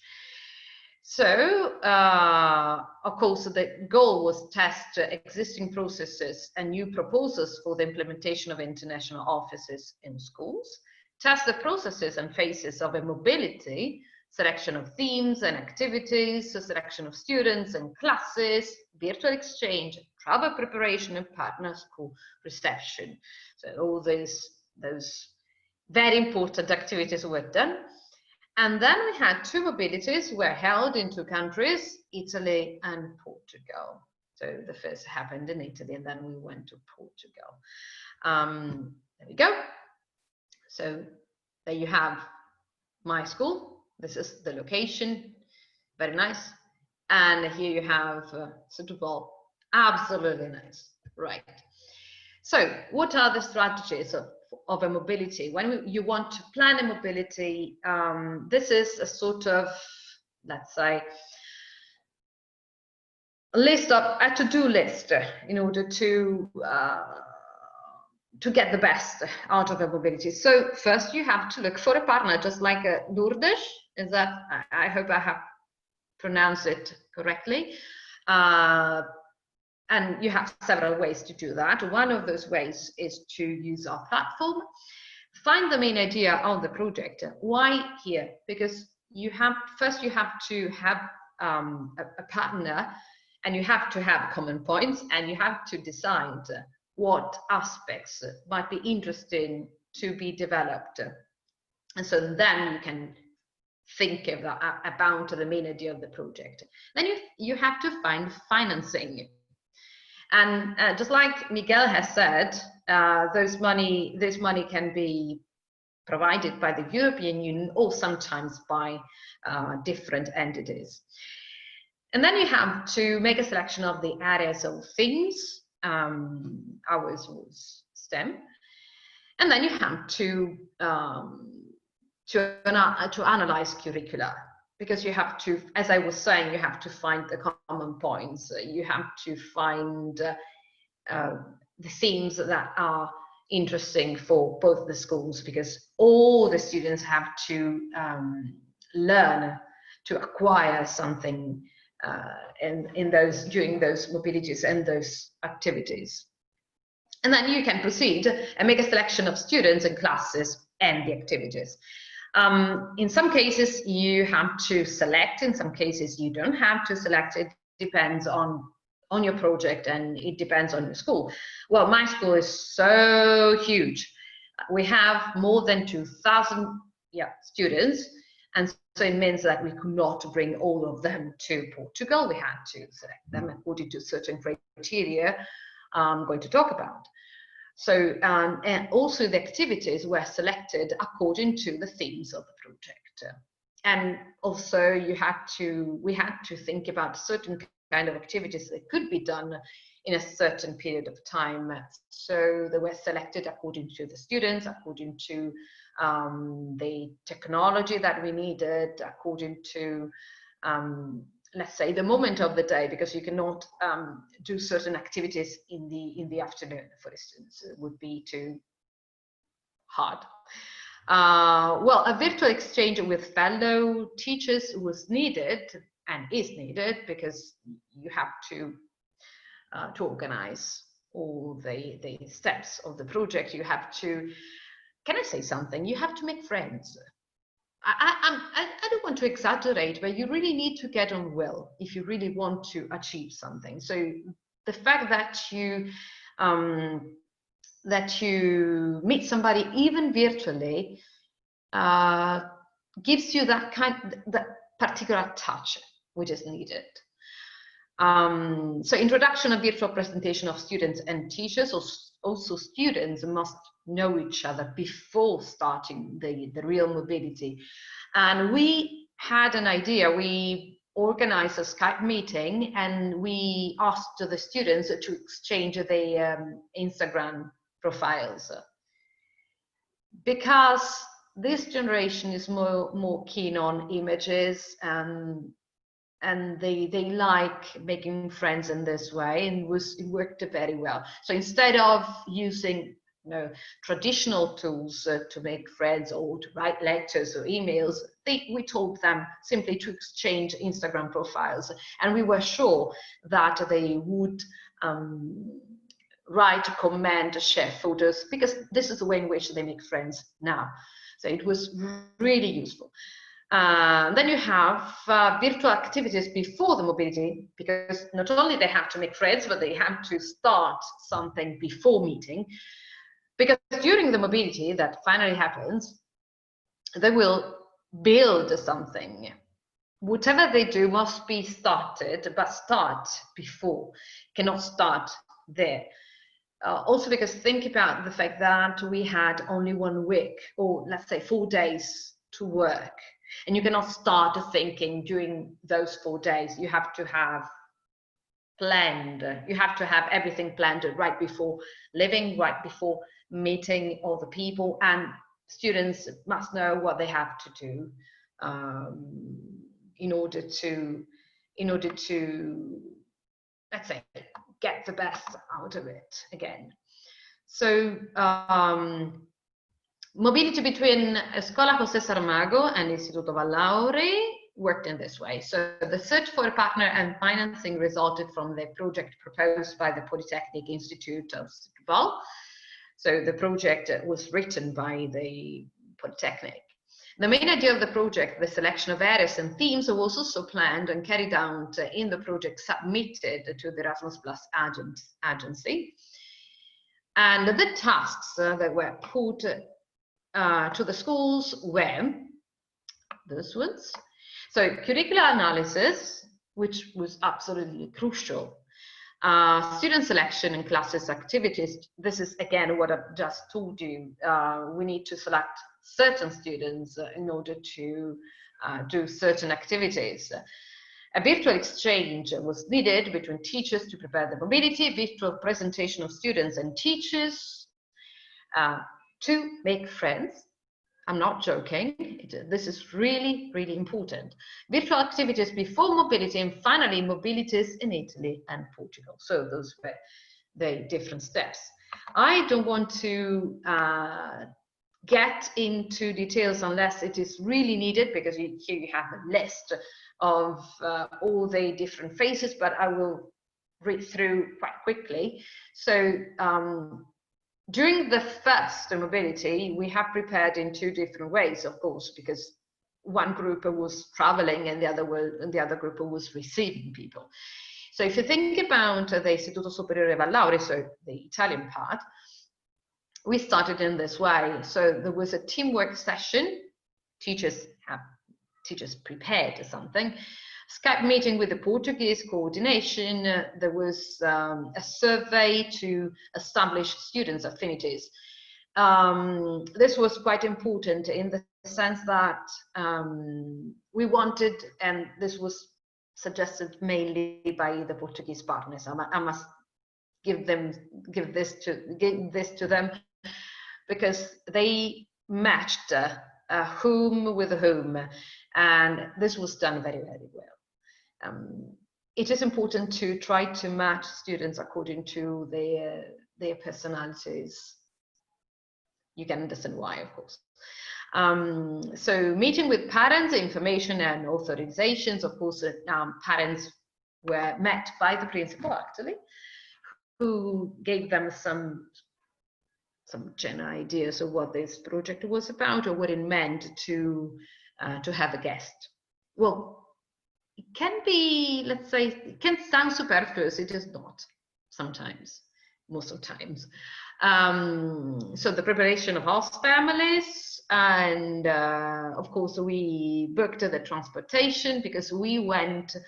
Our partner arrived, landed in Milan, and our idea was to get a bus and to go to Milan to meet them at the airport, and then we traveled back all together on the same bus. So the first meeting actually happened in Malpensa. So we planned and organized all the activities. I'm going to show you. There was a cultural preparation of Austrian students. Again, why? Don't take for granted that everybody is prepared to meet somebody who comes from a different culture. Sometimes you can make stupid mistakes. I mean stupid, silly, in the sense that sometimes you think something is obvious and then you discover it is not. So you could be rude, or when you don't want to be rude, or maybe you can make, let's say, you can make a fool of yourself, or when you don't want to, but this always happens to me, by the way. And so this was absolutely important. We were lucky enough to have, it might sound strange, but we have one of our students has Brazilian origins. Of course, Brazil is not Portugal, I know that very well. But he had a key role in this project because he helped a lot when the language was a barrier. Normally everything worked quite well, but he was really enthusiastic. Okay, so there was session work on the Apps for Good project, and this is another project within the same project. I'm going to talk about it later. And there was a final preparatory meeting team. Again, this was done for teachers. So as you can see, anything that was planned for the students, so everything the students did was had been planned by the team. So we haven't finished. That's why I'm saying we have worked a lot, but we have learned a lot. And so planning is important, cooperation is important, and learn as you do is important as well. So the Portuguese colleagues have worked in a different way in this phase. And so again, there was a teamwork session, a Skype meeting with the Italian coordinator and coordination, sorry, so our group of people. The meeting with participating students, they didn't have to select. We had to, they didn't. There was a survey, again, this was their ideas to make a survey in order to match the students according to their affinities, according to their passions. Right, so the students were matched, and there was a meeting with parents. Again, they prepared the parents as well, just like we did. There was a reservation of airline tickets, accommodation for teachers, transport to Portugal and Italy. So all this was done before, of course, but it takes a long time. Then enrolling students on the European healthcare. This is an important part. Never forget that not all the countries have the same rules talking about healthcare. They need also a student insurance. There was a preparation of the basic Portuguese, English, Italian conversation guide. They came to Italy with a booklet like this, with a, let's say, survival Italian, with some ideas of how to relate in Italian with other people, just in case you need. But also, as I was saying before, English is not the only language, and we always forget about that. So I am convinced that my students have learned something about Portuguese culture and Portuguese language, and Portuguese students have learned something about Italian culture and language as well. So something more than simple English. And I'm an English teacher. So if I say so. Right, so I have to move this. Okay, so there was a work session together with my students on the Apps for Good project, and teacher travel preparation, distribution of students and teacher review planning. So while they were working, we were working. So let's say that whatever, so everything that students do goes hand in hand with what teachers do. And sometimes normally teachers do much more than students in those cases, clearly, obviously. So let me show you this. This is our first meeting, the real meeting. So this is the Malpensa airport, where we met, physically met our colleagues and friends. They were quite shy at the beginning. Okay, so this was the first mobility. Altogether, we were 4 teachers from Italy and 25 students. 17 of them were hosting, because we had the 17 students from Portugal and 4 teachers from Portugal. So the previous tasks were curricular analysis, selection of students, selection of classes and activities, virtual presentation of students and teachers, and virtual exchange between teachers. Okay, let me proceed. There we go. Okay, selection of students. So how did we do that?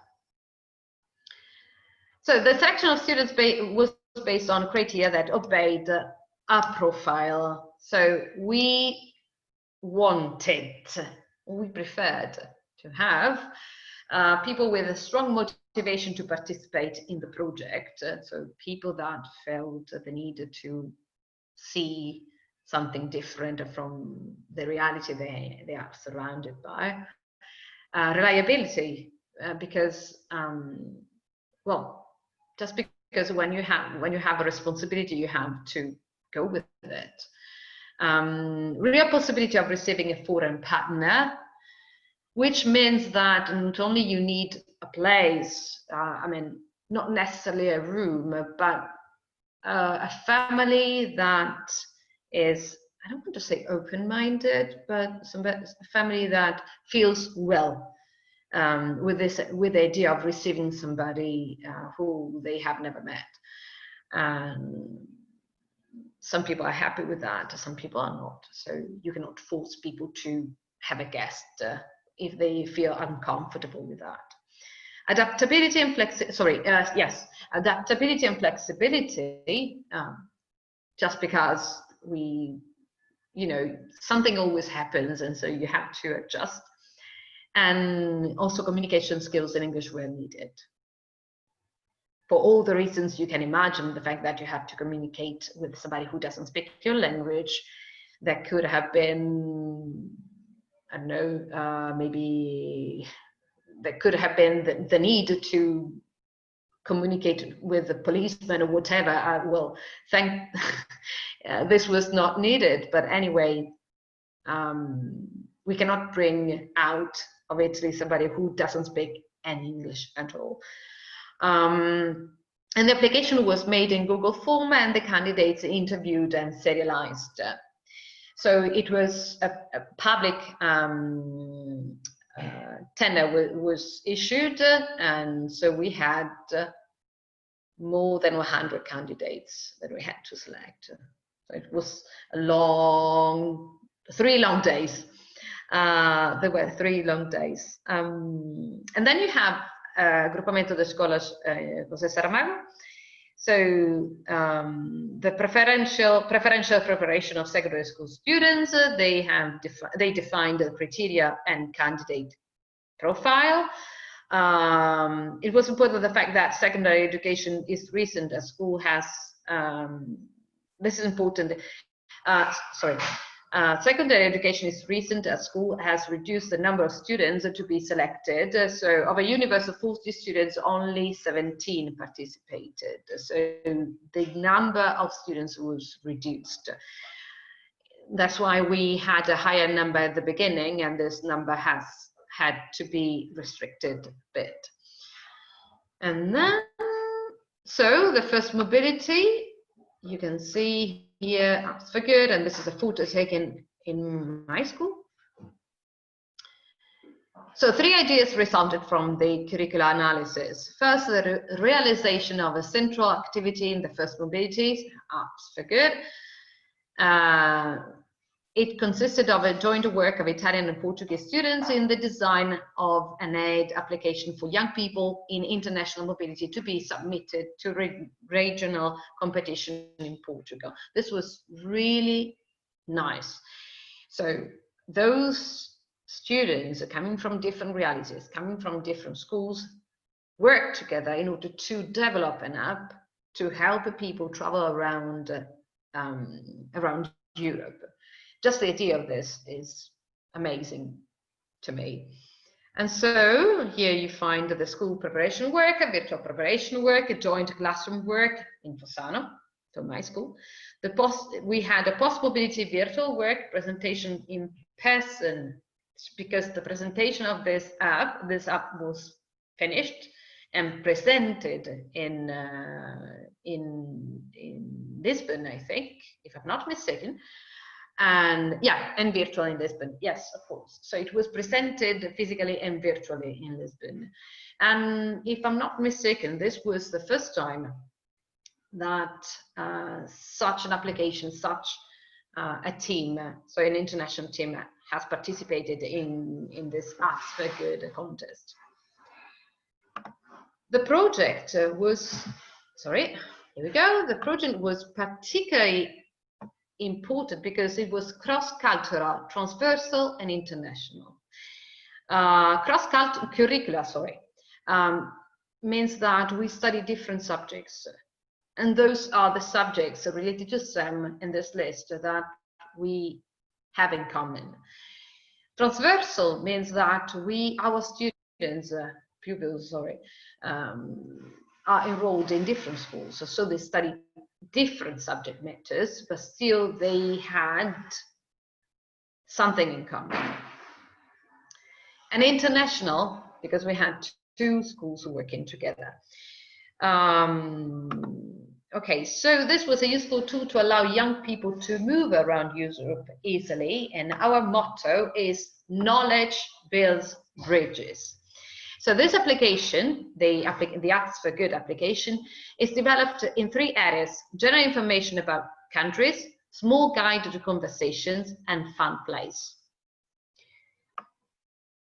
Okay, here we go. Those are some photos. This is the participation in classes and activities related to STEM. You can see some robotics here. This is the Valauri School, you can see. And then we have 3D technology. They have programmed something they have printed. And this is one of the photos I prefer, because you can really see different people working and projecting something. Science, physics, and biology, of course, we have selected also some other lab experiences. I'll show you here. And this is really nice. She is Italian and he is Portuguese, you see. And this is a hands-on approach. Physically and also mentally.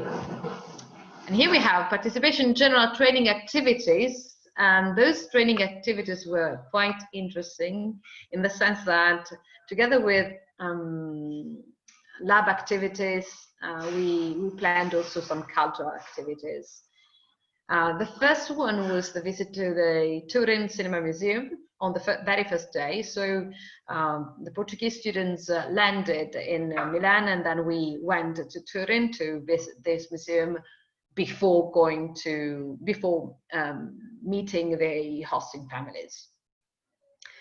Then there was a visit to Alba Enology School, because some students, some Portuguese students, are enrolled in an enological school, and so we thought it could have been interesting to visit this kind of reality we have very close to us, because Alba is the place for wine production in Italy, and apart from Nutella and Ferrero, you also have a place where the winery industry is particularly relevant. Of course, you cannot not have a pizza, even though this is not the area of pizza. Well, pizza is Italian nowadays. It was not invented here, but never mind. And you know, this is the contact with gastronomy and culture. And on the very last day, before re-embarking to go back to Portugal, we went to Malpensa again with our partners by bus. And we made a stop at Milan, visiting the Science and Technology Museum, and it was really, really amazing. Well, the plan, I'm not going to read the plan, but this is how it was planned. So every morning there was an activity, and every afternoon there was an activity. So we wanted our students to experience different aspects of this project. So the laboratorial aspect and also the social aspect.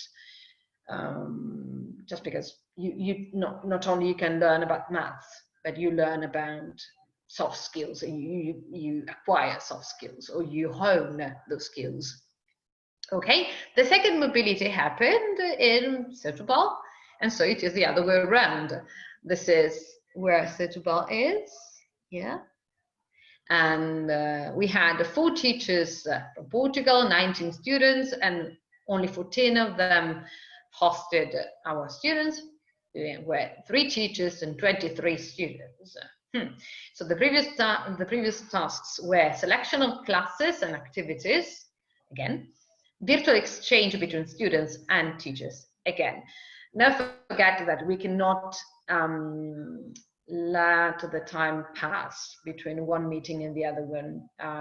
Students have to be in contact, and this cannot be led to students. So teachers must control, must monitor quite everything. And so the preparation was done in this way. So this time the Saramago Institute was hosting. And so there was a dropping out of students implied the inclusion of new participants. This was a problem that might happen. That's why I was talking about reliability when we selected the students. Because if a student drops out of school, it is a sad thing. But of course, when you drop out and you are in a European project and you're supposed to host someone, there are more problems. I mean that everything must be rearranged and reorganized. So that's why this is like an issue that they had to solve, and that's why some students couldn't be hosted by Portuguese students, unfortunately. So some families of students participating in the mobility in Italy could not receive an Italian student, but I must say that there were some families that wanted to have 2 students, and this means that they were very, very, very welcoming, and they really wanted to welcome us in all possible ways, and we really felt it. I have a hand raised. Do you think I can stop? Can you ask questions later so that I can proceed? Is it a problem? No. Okay. They need to accommodate some students in an inn. Of course, they have found a place for us and for our students. And there was a preparation of host families, transport booking, the reservation of meals, planning and organization activities. Again, for us, the situation was much easier now. So there is a reservation of airlines ticket, accommodation for teachers, transport to Portugal and Italy, and teachers, travel preparation, distribution of students by teacher, reviewing of planning, timetables, logistics, but actually nothing, let's say, impossible to be done. Okay, and this is the program. Again, our partners did exactly the same. So the activities were done in the morning and in the afternoon, and we visited different places and different museums, and I'm going to talk about that. Well, and they organized also different activities. For instance, here we go. So there was a visit to the Electricity Museum in Lisbon, the MAT, Lisbon, and the visit to the Telecommunications Museum. Believe it or not, my students are, well, the group of students we have involved belong to different areas, different branches of my school. My school has a technological branch where students study electrotechnics, mechanics and engineering, and information technology, of course. And then we have a sort of grammar school. The English translation doesn't exist, but imagine a grammar school focused on science, okay? And so they study completely, some subjects are completely different and they have different programs. Well, they all have a scientific mind frame. Well, believe it or not, their favorite place was the MAT, which is an art museum. So it means that, I continue to say, the fact that you involve different mind frames in the same project always adds something more to the project. And this, to me, this is very revealing. I would have expected that my students would have preferred the Telecommunications Museum, because this is something they deal with every single day of their life. Believe it or not, they were stunned by the MAT Museum. They were mesmerized. And we had also the visit to Arabida Mountains, the visit to Ermelinda Freitas' house. Again, another place to produce wine, and they loved it. Even they didn't test wine, of course. It was not possible because they are underaged, but still, they loved the place and also the vision of this film. And then there was a cultural night with a, I cannot pronounce it, with a folkloristic group, and we had such fun because we sang and we danced, and yeah, I made a fool of myself, and it was quite okay. But yeah, never be too serious. So the results. So for José Saramago, provided the first mobility of students in partnership with another school. So that was the first time they have experienced what it means to be abroad. And this was true also for some students of mine, quite a lot of them. Provided students with the first international experience. I don't know whether you have an idea what it means. Well, yes, you do, but I mean, put yourselves in the shoes of somebody who has never gone out of his town, not country, town. I have met students who have never gone to Turin, and it is 60 kilometers from where we live. 60 kilometers by train, it takes 1 hour. So imagine what it means to go away to visit a different place, to be hosted by strangers. And I mean this in the nicest possible way. I'm not saying the strangers are evil. I'm just saying that you feel uncomfortable. And I know my students, they are very shy, reserved. So this was an experience to them. So Istituto Valauri, we had the opportunity to set up an international office, just like I was saying before, thanks to this project. Everything we have created is thanks to this project again. And then we had the mobility with students, which was something really, the experience itself was to me much more revealing, much more teaching, much more enriching than all the activities. Also, all the activities were absolutely fine. But all in all, what I think that we'll remember is meeting, having had this kind of experience And for Inter's project, which is the project, so it was possible to test the comparative curriculum analysis tool, really important, and conducting a mobility project between schools and students based on STEM. So of course, if the consortium wanted to analyze what a curriculum analysis is, they had to have material to analyze it, and this material were our schools and our pupils that you can see here. And this is a photo taken at the end of the second mobility. And what I really like about this photo is that you have Portuguese and Italian students mingled. And this is really, really nice. Okay. And this is it. So I'm very happy to welcome your questions. If you have any questions, I hope I was not too tiring. Thank you, Sylvia. Thank you for the presentation. Thank you for the passion. And yes, we now open for some comments, questions.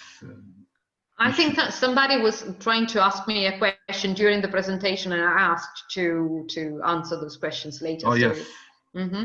If it is not a problem. You can activate the camera, the microphone, and ask any questions you want.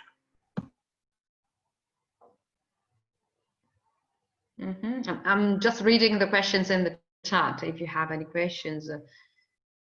Oh, Darlene, you were trying to say something. So she says, I think it is she, congratulations to you all. Your work motivates others to, oh, thank you, to participate in international projects. The presentations were very clear. Thank you.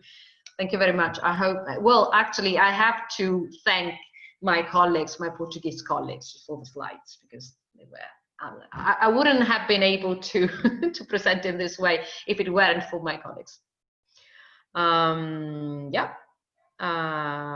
Is there anything else? Something else you want to know about the experience, about my students and the Portuguese students? Curiosities? Well, Sylvia, thank you for your presentations. I would like to know, what about your experience? This was not for sure your first project. So can you tell us what about your experience? Well, we always learn something new. As a teacher,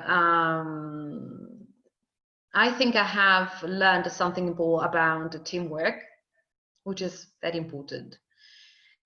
I have learned to rely much more on my colleagues because they work very well.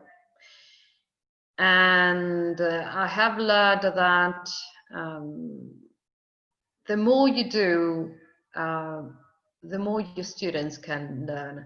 And I'm not saying that because I want to be, you know, rhetorical. I just want to say that sometimes we don't feel prepared, because it is true, it is such a hard work. And well, is it repaired in terms of money? I don't think so.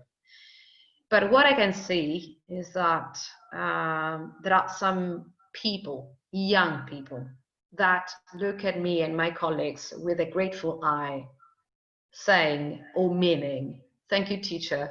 I would never be able to do that if it weren't, because if it weren't you.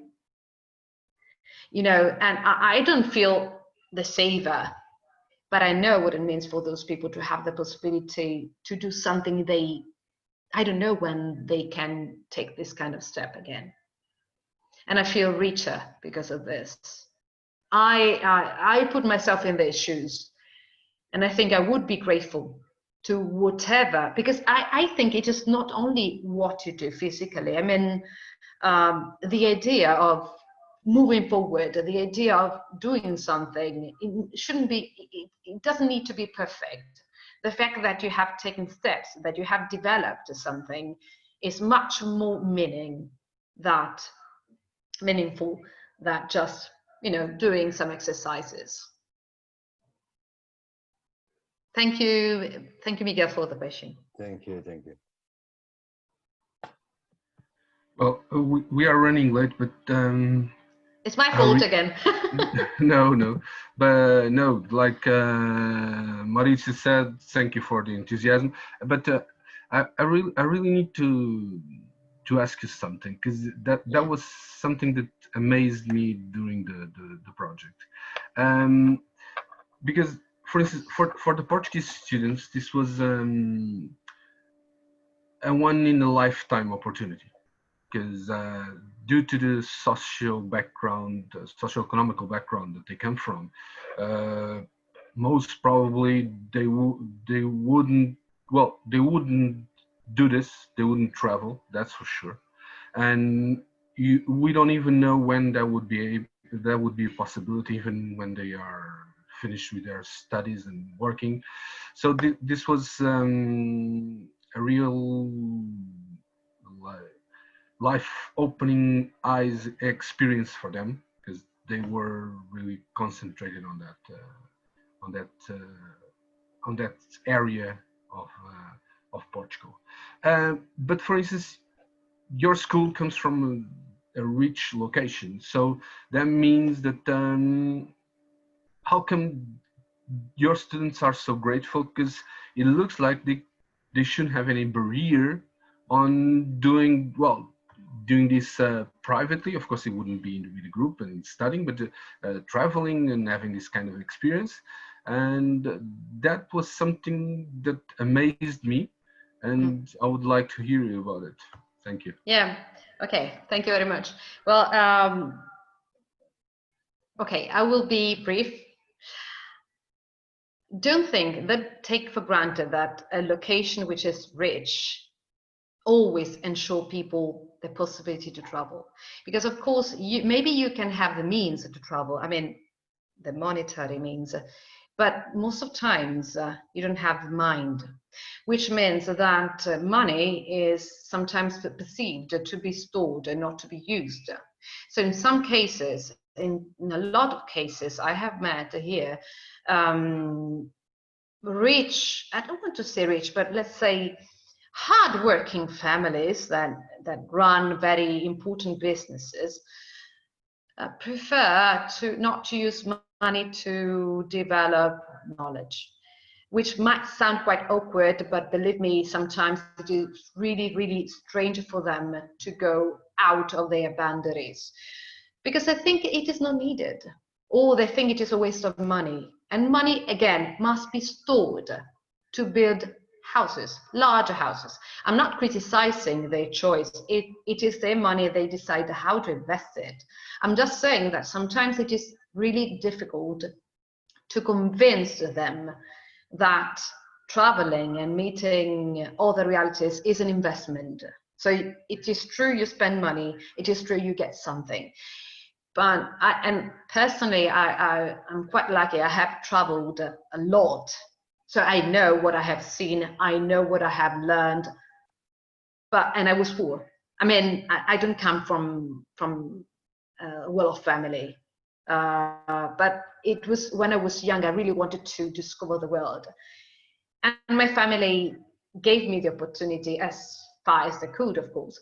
Not everybody gives this opportunity to their children. Not everybody. So this is what I'm saying. Sometimes there are some people that belong to a subgroup. And the subgroup is composed by immigrants sometimes. So some immigrant families don't have the means. Some of them, I'm not saying everybody. Some people who have better possibilities in terms of money don't have the vision to invest this money in traveling. This is what I'm saying. So even though they could have had the possibility to travel wherever they wanted to go, they don't do that because they don't have, let's say, the projection in this way. Sorry about that. Thank you, Silvia. So we'll move on now with the presentation of the Intus platform, how the potentialities and how it works. So I'll pass the floor to my colleague, Nuno Pina, from the Polytechnic Institute of Setúbal, and you'll start the presentation and I'll finish with a small part of it. So thank you, Silvia, and thank you very much. Thank you, Nuno. Hello, good afternoon to everyone. I am going to show you how this project page or site or portal, as you like, is designed and how it works. First, everyone starts coming here to this first page with all information about what this project all about. The INTES project, international offices, international projects, and if you want to, you can create an account. But I'm going to start to show you this regarding a login as a coordinator. As you already may have noticed, you can start by creating an account if you are a teacher or if you are a coordinator of a mobility school project. So the idea will be you can start by both possibilities. I will show you if you start with first with creating an account as a professor. You start in the name, the email, the password, and if you are not a coordinator, you may not pick this. The next step will be you start having more information and getting more information about you as a professor. If you are a professor, you must be focused on saying what is the school where you are from, and later on the coordinator will assure you that you are from that school, heading you to the school.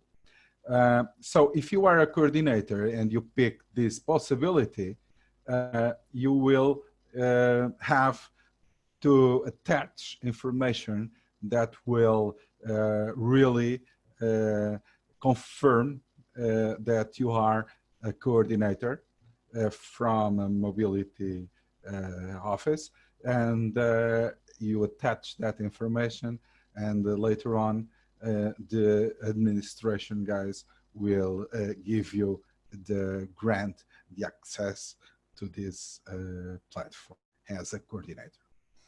I'm going to start as a coordinator, and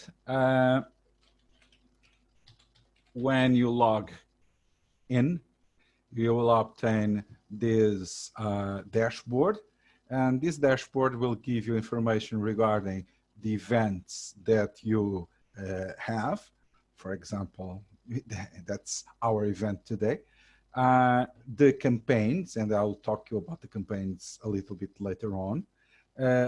Your projects and the projects that you are involved with, and the activities that you have regarding the projects that you are working with. So first of all, you may you may see the calendar and the events and all the information that you have. You can even add new events and so on. But the main idea here is to understand that the projects that you are involved with, you may see them here, and you can go just inside the project and you can have all the information regarding that project. I just chose this one because it was the one that was presented earlier. So you can have all the information about it, and you have the schools that are involved in. This is here because I am registered as a coordinator of a new school, and that's the way that I was involved on this, because I really was not involved in this project. So I just put it here for you to understand the project as it was already presented. These are the main participants, the teachers involved. You can also, if you have a project and you want to add another teacher, that's easy. You can come here and you define what are the teachers from this from the schools that are involved on this project that can be added. And then what you'll have to do is to add a teacher, okay? Nothing else. You can also see here the information about the email. That is, you can send an email to that person, and the idea will be here to exchange some messages and some information regarding these projects or anything regarding to Intus. Associated to that, you have the activities, and the idea here on the activities, it's the teachers on the projects have activities, and you can also involve students, but we have not gone any further on the students because we have nothing else to emphasize on the students on this platform. So we didn't have the students. For example, if you have some activities, you can go here and find the files that are associated to that activity. You can add a PDF, you can add a video, you can add audio, you can add anything that you may want to. You can also say if that activity is done or not, okay? So it's here that you do that, and you can also delete an activity if there's a need to do that. You can, of course, create new activities, and when you create new activities, you do that just like you put the title, description, you can attach files to the activities as I've shown you, and you can put dates, at starting date and the end date, and the teacher involved, and the students if we continue working on the students, and so on. Imagine that you are in a project, and in that project that you are working on, that is this one that I've shown you, you want to go and to see, for example, the results. You come and you have the results here, and the description and the files related to those results. And you can also select this send news. And when you choose the send news, you will have this information on our news inside our projects. And the idea will be when you are here, you can have the information regarding the news. For example, let's see here. Down here we have some information that I have not shown you yet. That is information regarding the project and the partners. You can go inside each school and have some more information about the school, the events, and as you can see, we have information from the event today, the pre-register and so on, and all the files related to the event. And you can also have some more information from the other projects that we have. And as you can see here, it's possible to add, for example, some images, or even to add some videos. And as you can see here, we also have a possibility that is you can add the YouTube video to this attach, and these videos are also inside the eIntus YouTube channel. So we can go to the YouTube channel, or you can even see them here. It's possible to do both. So here you have the information and everything. And the eIntus products that this project will have at the end. That is the Curriculometrics tool and the eIntus web-based platform, the platform that I'm showing you, the pilot schools activities and the books, and the user guides. Information are here.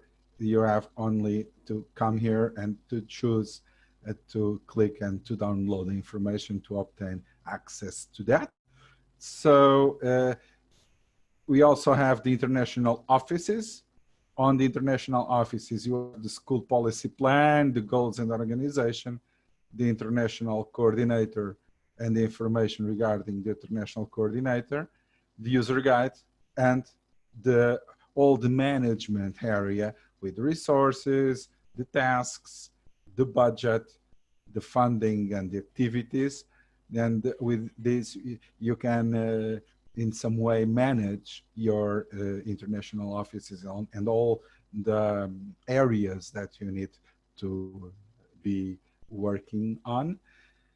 Regarding the international projects, as I've told you, there was some new news on the results. And as you can see, if you come to the international projects, you can find news, and the news are here. So this is the results from that eIntus Saramago and Val Lowry event. So the idea will be you can come here and obtain that information. Okay. So continuing, you can also have a forum. The idea of this forum is for everybody that would like to make some questions or to announce something, come here. And the idea, it will be for everyone to make kind of discussions and announcements and so on. So you just have to come here and to work with that. It is also a good idea. And if you are here on this page that is international projects, you can also have the wiki. We have also prepared the wiki that has not yet information, but the idea of this wiki, it's clearly to permit to put here information regarding well, the mobilities and all the process, all the information that may be useful for that. So you just can have all the information here. And this is a little bit different from the forum. On the forum, it's a kind of a discussion. Here, it's a kind of a place where you can put information, and a place where you can have a glossary or something like that with information regarding the projects. And of course, the user guide. It is also possible to come here on the news. You have the eIntus channel. So here you have the information regarding the eIntus channel. You can go to eIntus channel, and I have all the videos regarding the eIntus project there. Okay. So we also have a knowledge base, a place where you can have all the information regarding the platform and how you can deal with this platform. And well, of course, you can make contact with in some way with the platform, just like you send your email to us in a way that you can give some feedback. Continuing on this demonstration of the platform, you can have going on, you can do some things that may be quite interesting for the projects that might be, I want to create a new project. Why not? Yeah, of course. And when you want to create a new project, you have all the information regarding the project, the links, the mobility project.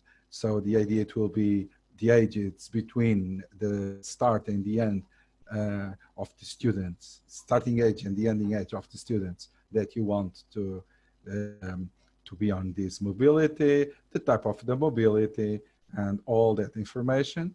And you can also say that it's a campaign or not. A campaign is when you are seeking to obtain the others the possibility to be in a mobility with you.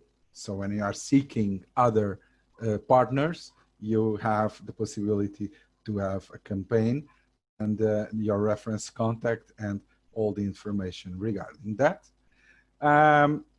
Of course, that you can also do something interesting, that is, if you have, for example, as you are a coordinator and you are in the school, you can also go and, for example, see the users from that school, the teachers that are regarding that school, and you can also approve some teachers. So you come here and you would say, for example, that this one, you want to put him inactive, that is, this professor, this teacher is no longer working on this project or something like that, and you say the reason why. For example, if you have some teacher that has registered in our platform and you as a coordinator need to give him the access, so it will be here as not yet active, and you will be the one that will have to activate it in a way that he will be able to be working and using the platform. So you can also go to the forum on that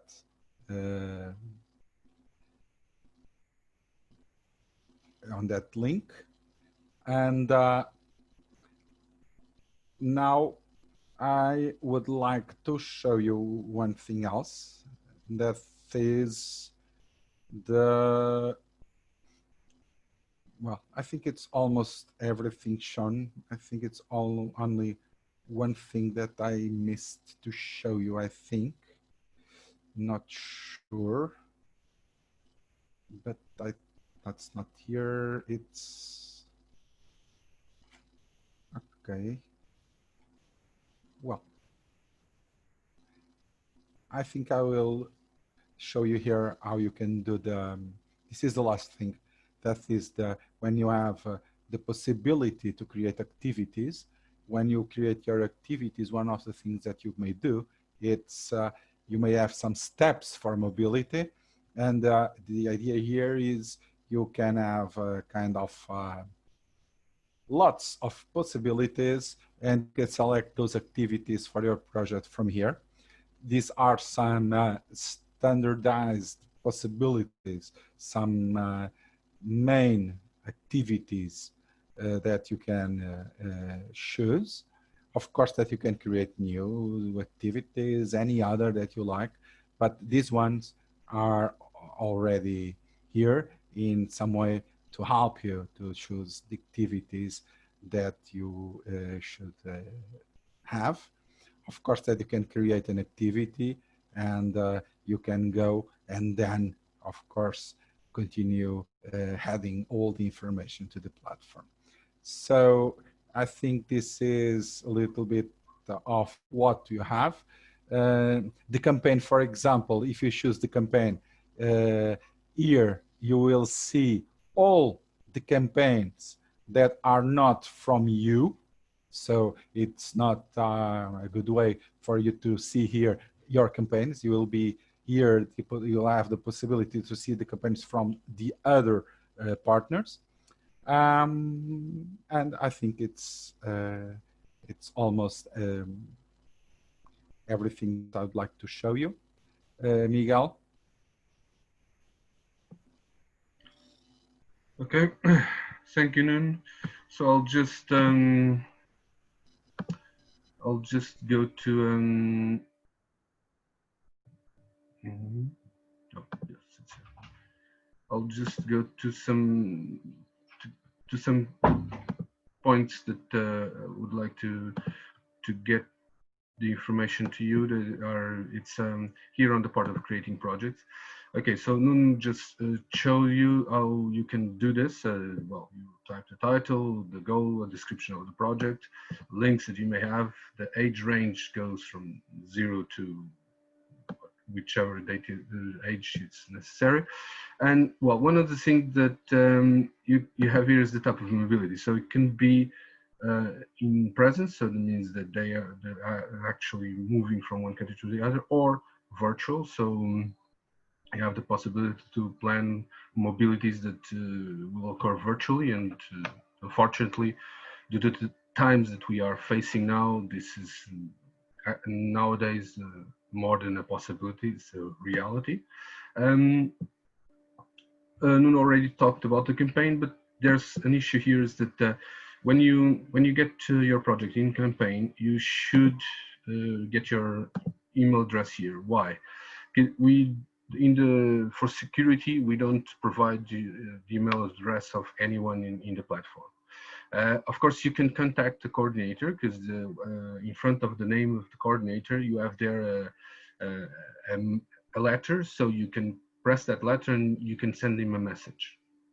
The problem is that the message will be sent by the Into system, and this type of message sent is most of the times the emails consider that it's spam and block it and send it to the spam box. So the best way to assure that you will receive the information is actually that you get your contact here, some email address for people that are interested in joining your project can really send an email and they won't have a problem with the spam blocking. Okay, so and another thing that also like to show you here is when you're building up a project, so you have the details of the project, and then you have to insert your school in the project. Because if you don't have the school here, then you don't manage to add participants. So when I go here and say add a teacher, all the teachers on the list are here because I add the school here. And all these teachers are here because they were added to the school itself by the coordinator. So it's kind of a sequence process. You have to enroll your school in the system, and then you have to enroll the teachers in the system. Afterwards, you have to enroll the school in the project, and then the participants in the project itself. Because when you go to the activity itself, then you need to add teachers to the activity. And in order to add teachers to this activity, like here, I want to add a new participant, they have to be enrolled in the project, because otherwise they won't appear here on this list. Another important part here is the issue here with the participants. For instance, when I get when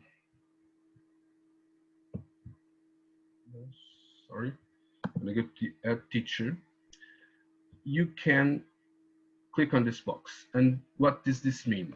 Okay, you are the coordinator, the mobility coordinator of your school, but that doesn't mean that you will be the coordinator of every international project in the school.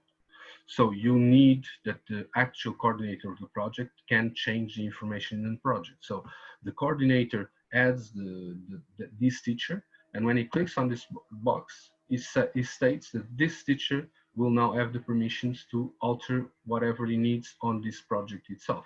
So you will be now, he or she will be now the coordinator of the project, and the international coordinator doesn't have to put all the information and deal with all the bureaucratic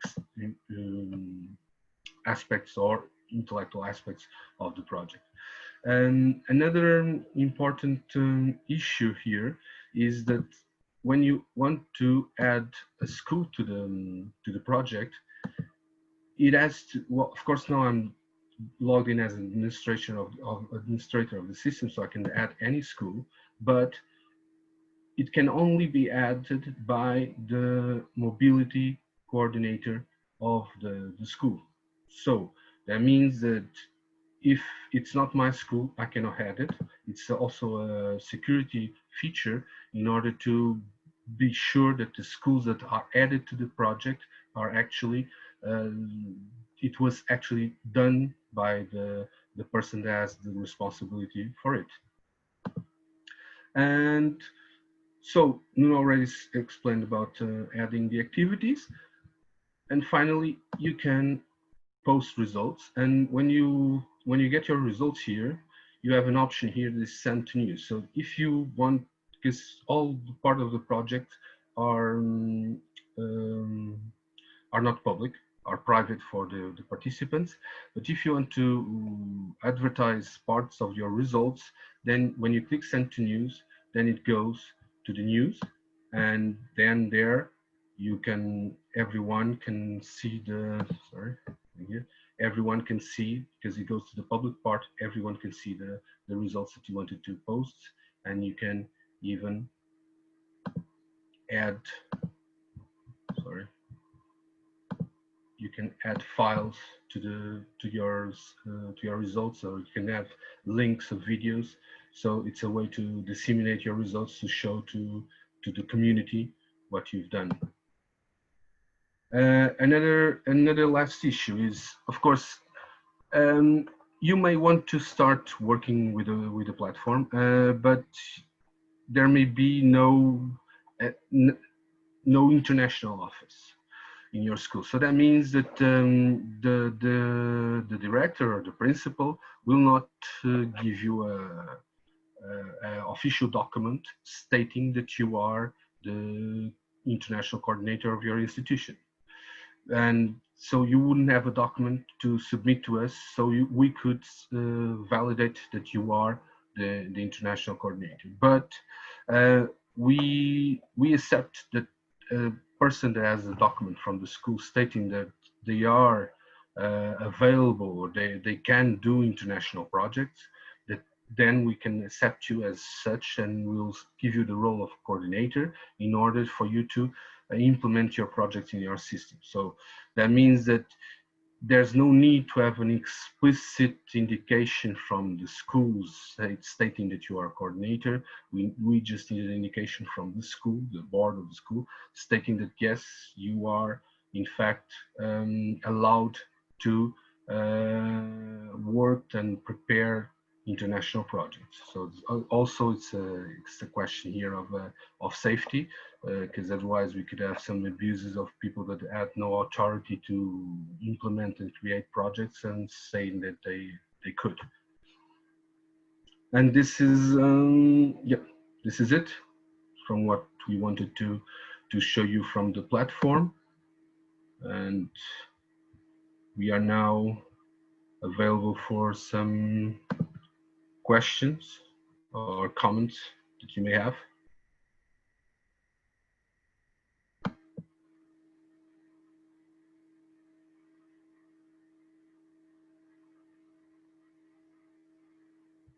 Okay, since we are running late, I'll move forward.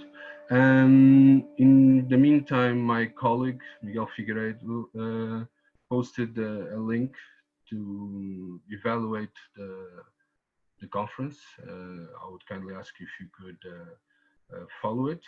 But in the meantime, I'm going to show you then the final result we wanted to show you today.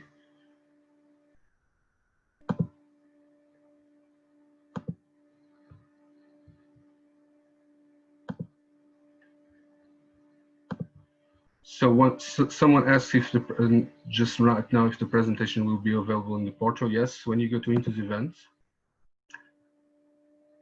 you get here on the multiplier event is the conference that we are now. You have all the files here. So we have some already here that are from another presentation that we did, but we'll add all the rest of the files that we use today will be here available. We'll do a separated file set for the conference today, and it's going to be easy to find it. And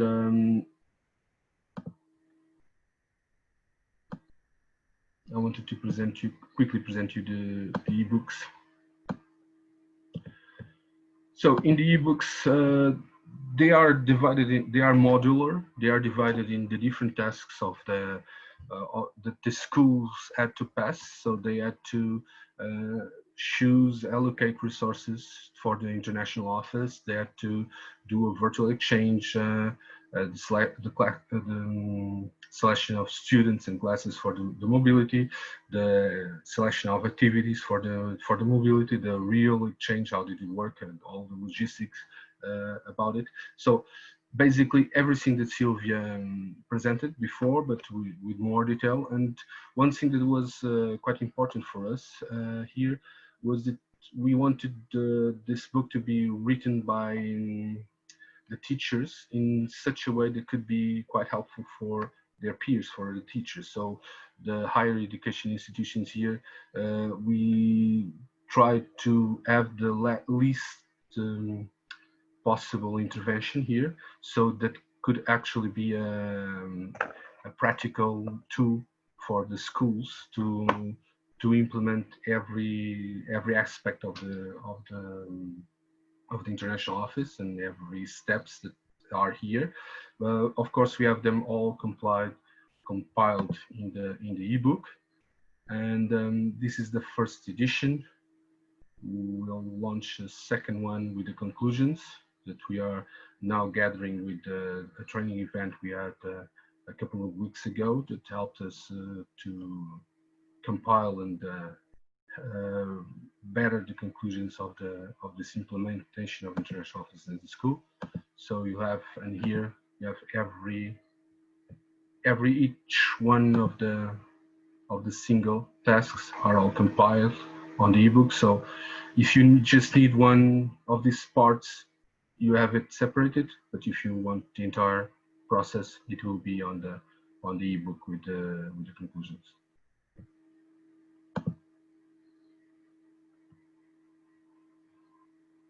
So thank you, and well, I already replied about the products and the presentations of the conference, and I don't know if there's some questions more. Okay. If not, I would like to close the conference, but before closing the conference, I would kindly ask everyone to switch on the cameras, please, so we could take a group photograph. It's unfortunately we cannot be together in Setúbal in our facilities and everyone together. That would be the best thing to do, but well, the best next thing is that we are all here in this group together, and my colleague Miguel Figueiredo can take some pictures. So when we have to, just tell us to smile, Miguel.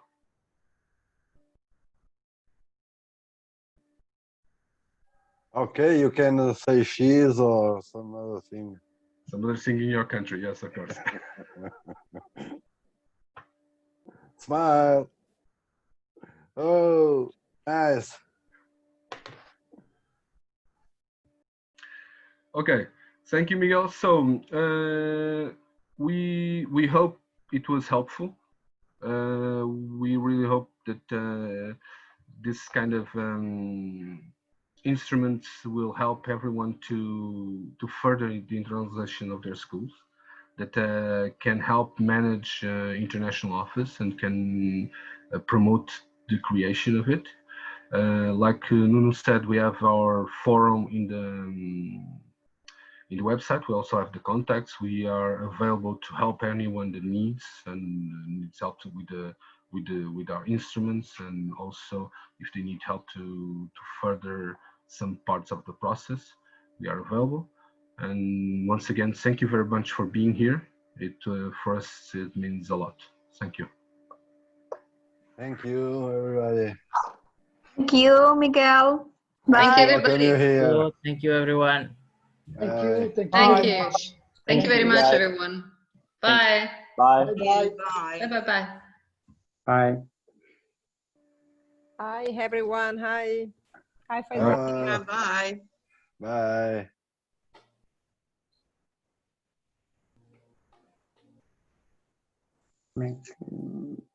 Think see the key 1 second.